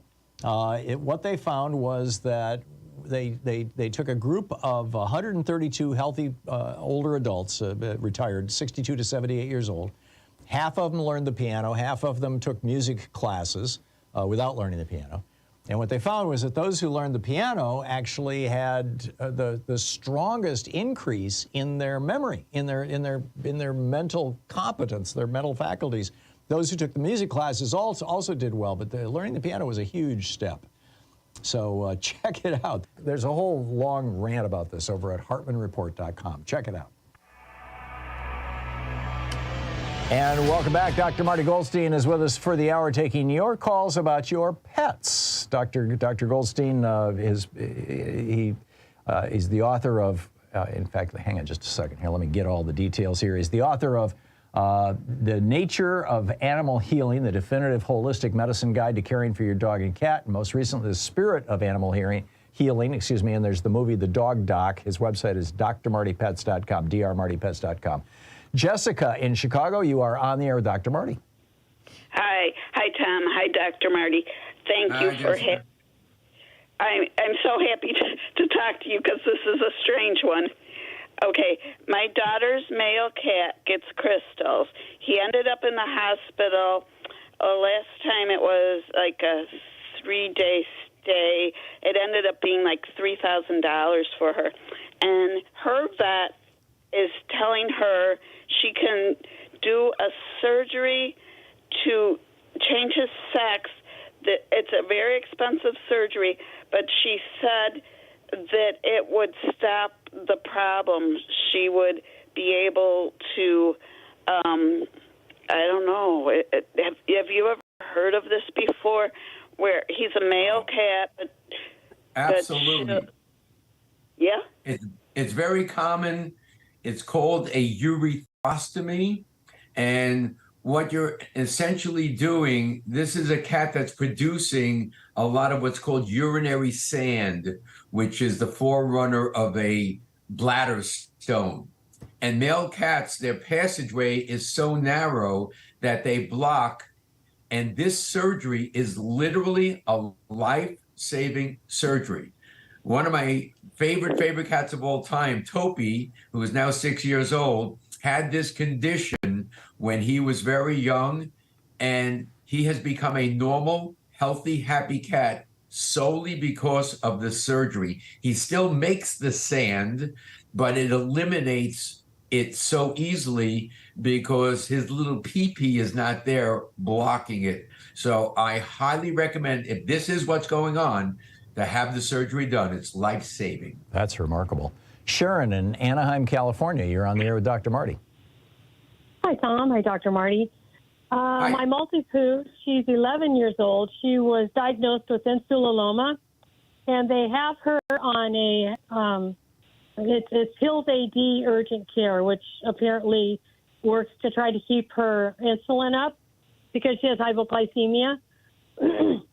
It's really nasty food, and I'm not sure that it works. Anyway, I was trying to get her off and do something a little more healthy for her. And I do mix it with salmon and salmon oil to try to entice her a little bit.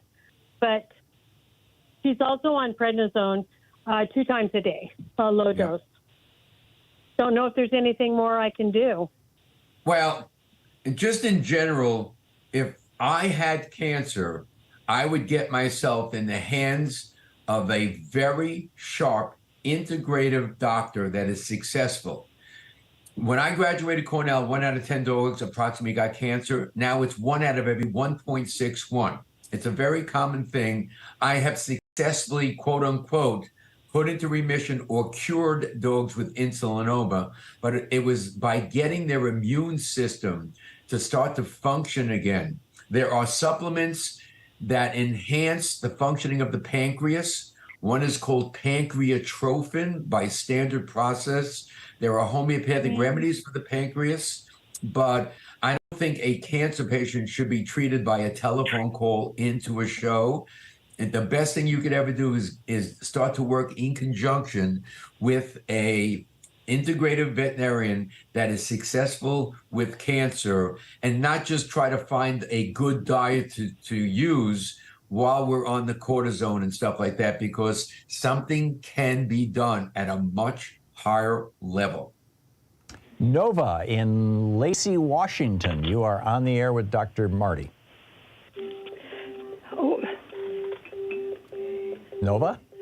Hello. Yeah, thank you. I'm here. Yeah. Is this Dr. Marty? Yes. I have a rescue dog that was used as a bait dog for dog fights. I've had him about a year and a half, and in many ways he's very healthy. But the vet diagnosed him recently with what she called bladder crystals, and put him on a diet of hydrolyzed protein. And I'm wondering if you have any suggestions or recommendations about, I've always fed my dogs a raw diet, and I'm questioning if this is healthy for his future. Yeah, something could definitely be done, but I can't give you recommendations because there are several types of different urinary crystals, and the treatment for one could make another one much worse. So without knowing which crystal it is. Do you know which kind of crystal it is, Nova? I don't. It was just presented to me as bladder crystals. Okay. Yeah, just an example. One's called, the most common is struvite, and in the last 15 years, there's one called calcium oxalate. If you give recommendations for struvite and it's calcium oxalate, it'll get much worse. But there is a Chinese herb called Perosia, Pyrrrosia, Perosia 14. And Chinese herbal medicine doesn't really care what the diagnosis is. You can get it online. I've seen it work incredibly well. If it's something like struvite, high levels of vitamin C, ascorbic acid form alone could dissolve the stone and cure, quote unquote, the condition. But you have to know which the crystal type is first before you can go further. Colleen in Yelma, Washington. You are on the air with Dr. Marty. Hi, Dr. Marty. My question is, she just turned 6. She's a Pomchi, and she gets startled for no reason at all. She used to get startled with a reason, but the last couple of years, it's increasing. Like, she'll just be standing there, and it's like she saw a ghost or something, and she starts scatting away. So I was wondering what could be a cause of that. Well, it's hard to say exactly what the cause of it is. Over-vaccination has been tied to behavioral issues. Fear of thunderstorms is the number one. But just in general, what I mentioned before, the rescue remedy takes care of any nerve-related, stress-related behavioral issues. And the supplement melatonin is great for these kind of behavioral issues, fear of thunderstorms, startling, like 1 milligram of melatonin once or twice a day, working with an integrative veterinarian. It's hard to actually say exactly what it is, especially on a radio show. But I would work in that direction, or work with an integrative veterinarian. We talked about valerian herb before, which is non-toxic, and it tends to calm the behavioral issues down. The amino acid GABA is great in calming the nervous system down. And there's so many different ways to go. Working with an integrative veterinarian that knows about this would be the best way to go. Patrick in Lakewood, California. You're on the air with Dr. Marty. Hi, Tom and Dr. Marty. One quick point. I have great respect for somebody who can sit through an hour interview and still be sipping from the gigantic coffee cup that I've seen you been lifting every once in a while. Sorry, Tom. Juice boxes don't cut it. I have a question in regards to brachycephalic breeds, specifically French bulldogs, pugs, Boston Terriers, the like. they seem to have an inherent disposition to spinal formations or misformations, especially as they grow older. I've lost 2 French bulldogs. So, Patrick, what's your question? I'm curious as to what the what outcomes you've seen prior to a spinal event or after a spinal event. You mentioned the German bulldog and such. I'm curious what your outcomes have been. Well, I mean, every snowflake is different, so every dog or cat is totally different. Is this Chiari malformation syndrome that you're talking about? I'm sorry, he dropped off the phone line. Oh, acupuncture. Okay. If he's still listening, acupuncture. Yeah, okay, great. Sean, we're in the break here. It's 45 minutes past the hour. We'll be back in just a moment with more of your calls for Dr. Marty. Dr. Marty, stay with us. We'll be right back. Dr. Marty Goldstein is taking your calls for the hour. He's a veterinarian, integrative veterinarian, specializing in both traditional and alternative medicine, creator of Nature's Blend, author of The Nature of Animal Healing, and most recently, The Spirit of Animal Healing. You're listening to Thom Hartmann. Visit thomhartmann.com for audio and video archives. And we'll be right back with more of your calls for Dr. Marty in just a moment.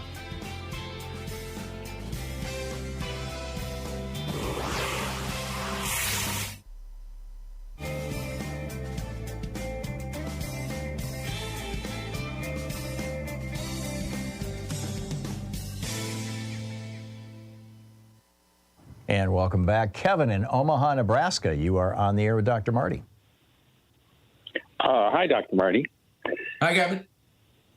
I have a wonderful little Chorky Chihuahua Yorkie blend, and he just turned a year, and he's still intact. And I live in an apartment building, and he goes to the park on a leash. But I'm still getting a lot of pressure to get him neutered. What do you think about that? Well, there's been so much change, thankfully, in our profession about, the old knee-jerk reaction. When a dog turns 6 months, neuter him. Studies, especially out of UC Davis, show that the later you neuter, the better off you are. And now the recommendation is to wait for at least a year to neuter them, because early neutering leads to tremendous amount of problems, from behavioral all the way to joint problems, cruciate ligament tears, and even immune suppression and cancer. But if there's not a problem with not neutering, the longer you wait, the better off you are. I'm not adverse to neutering when it's really needed, but having those hormones there is definitely beneficial to overall physical health. Okay. MJ in Ankeny, Iowa. You are on there with Dr. Marty.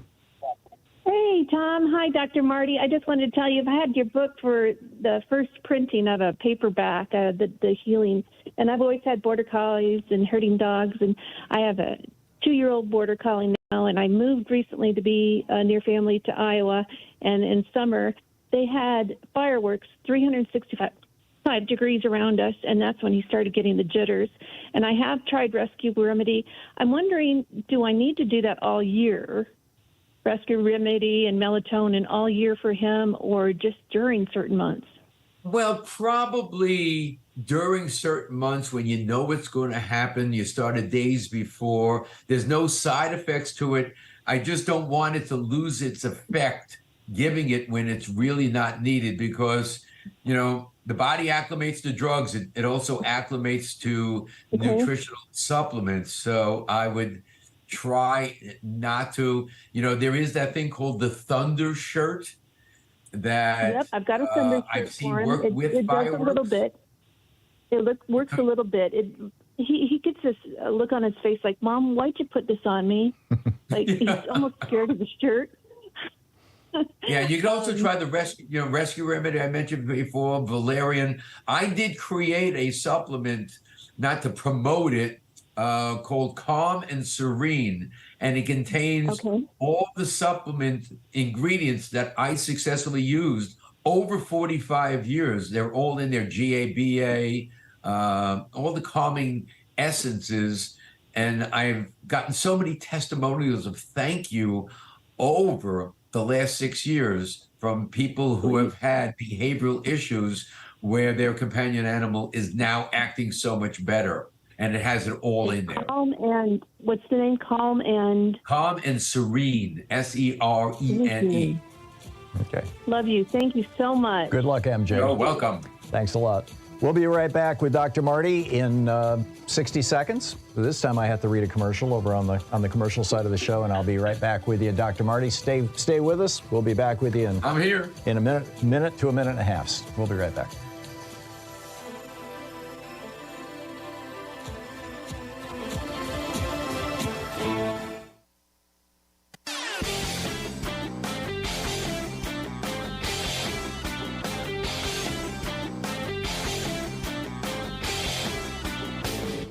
Hey, thanks so much for sharing our program and for reaching out to our stations and sponsors and letting them know that you're listening. It really means a lot to us.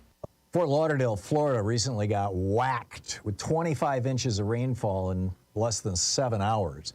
Tornadoes are tearing up the South and the Midwest in ways that they haven't seen, frankly, ever before. I mean, there have always been tornadoes, but not like these. 200-mile-an-hour winds, these derechoes that are a mile long. We have a serious crisis going on right now. There's also a major El Nino. It's off the coast of Peru right now. It's affecting the West Coast. So we're seeing wild swings from drought to floods to drought to floods in the West Coast. Climate change is here. Climate change is real, and climate change is a crisis. What do we know about it? What do we know about these things? How much worse is it going to get before it might get better? What can we do about it? We had a long conversation with Dr. Michael Mann, Distinguished Professor and Director of the Center for Science, Sustainability, and the Media at the University of Pennsylvania. There's a whole long rant about this over at hartmannreport.com.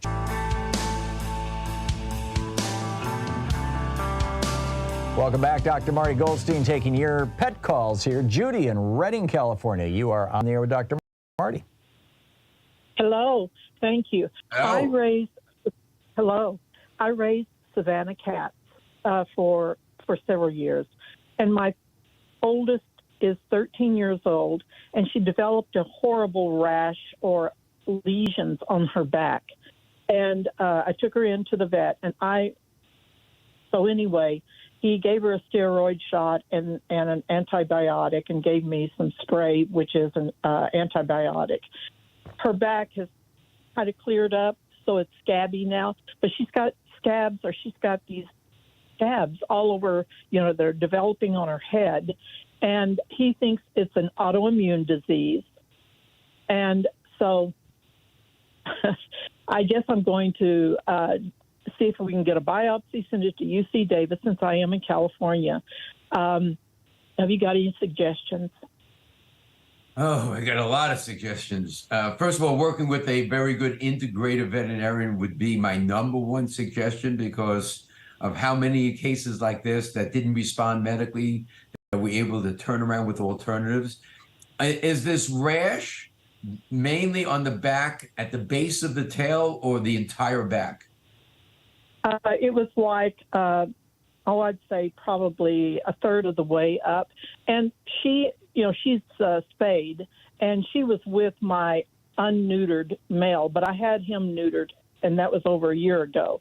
And I thought that they were breeding for fun. He was breeding for fun, but how they'll get on their back. And so that's not it. That wasn't it. So obviously it's something else.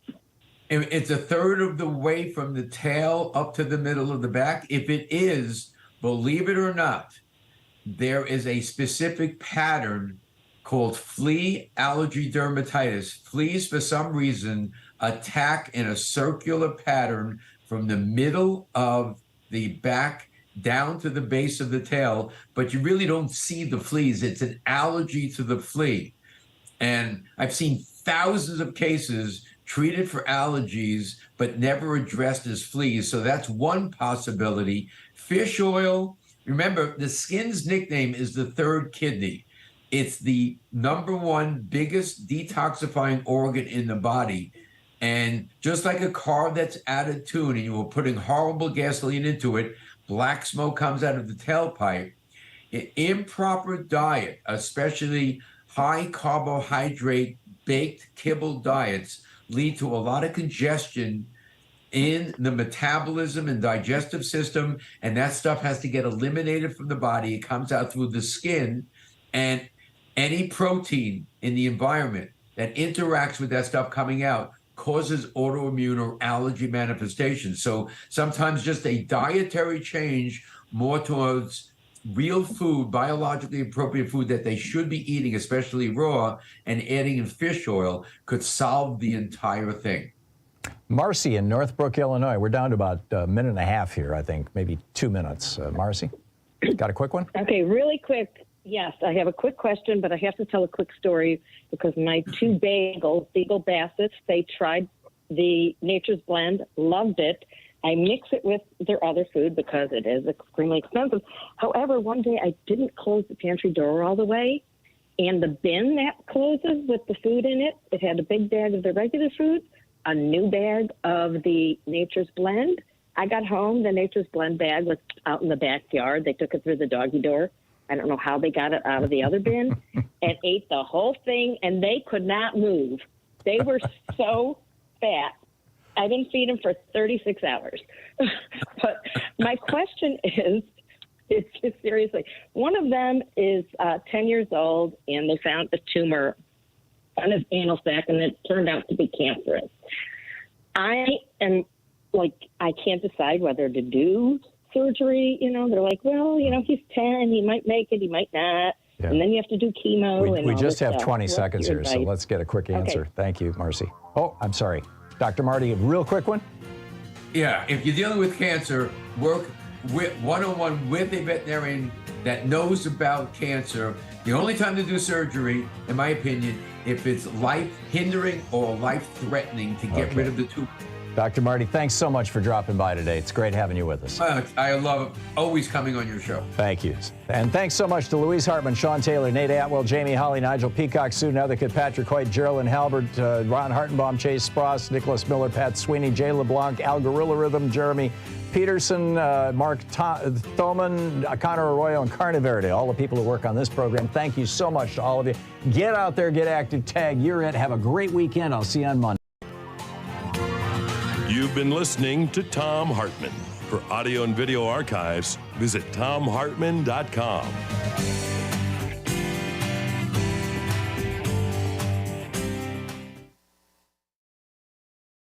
In addition to bringing you the Thom Hartmann Program here on Free Speech TV and Video Media Online, we also have a whole set of ways you can interact with us and tools you can use to spread the word about the importance of democracy and the threats to it in our republic. First, there's your daily homework. Sue Nethercutt puts together a daily email newsletter that has a link to every story I discuss on the air, so you can find my sources and you can share them with your friends. It's free and you can sign up at thomhartmann.com. Second, I publish my daily take every day over at the hartmannreport.com website. That's also free if you want the daily 5 days a week rant in your inbox. No ads either. Third, we have the podcasts. There's the free 1-hour version of our daily show that's advertising supported. You can find that wherever you get your podcasts normally. And then there's also the podcast of the entire 3-hour show with no advertisements, and that's available by subscription over at thomhartmann.com. So check them all out at thomhartmann.com and Hartmann Report.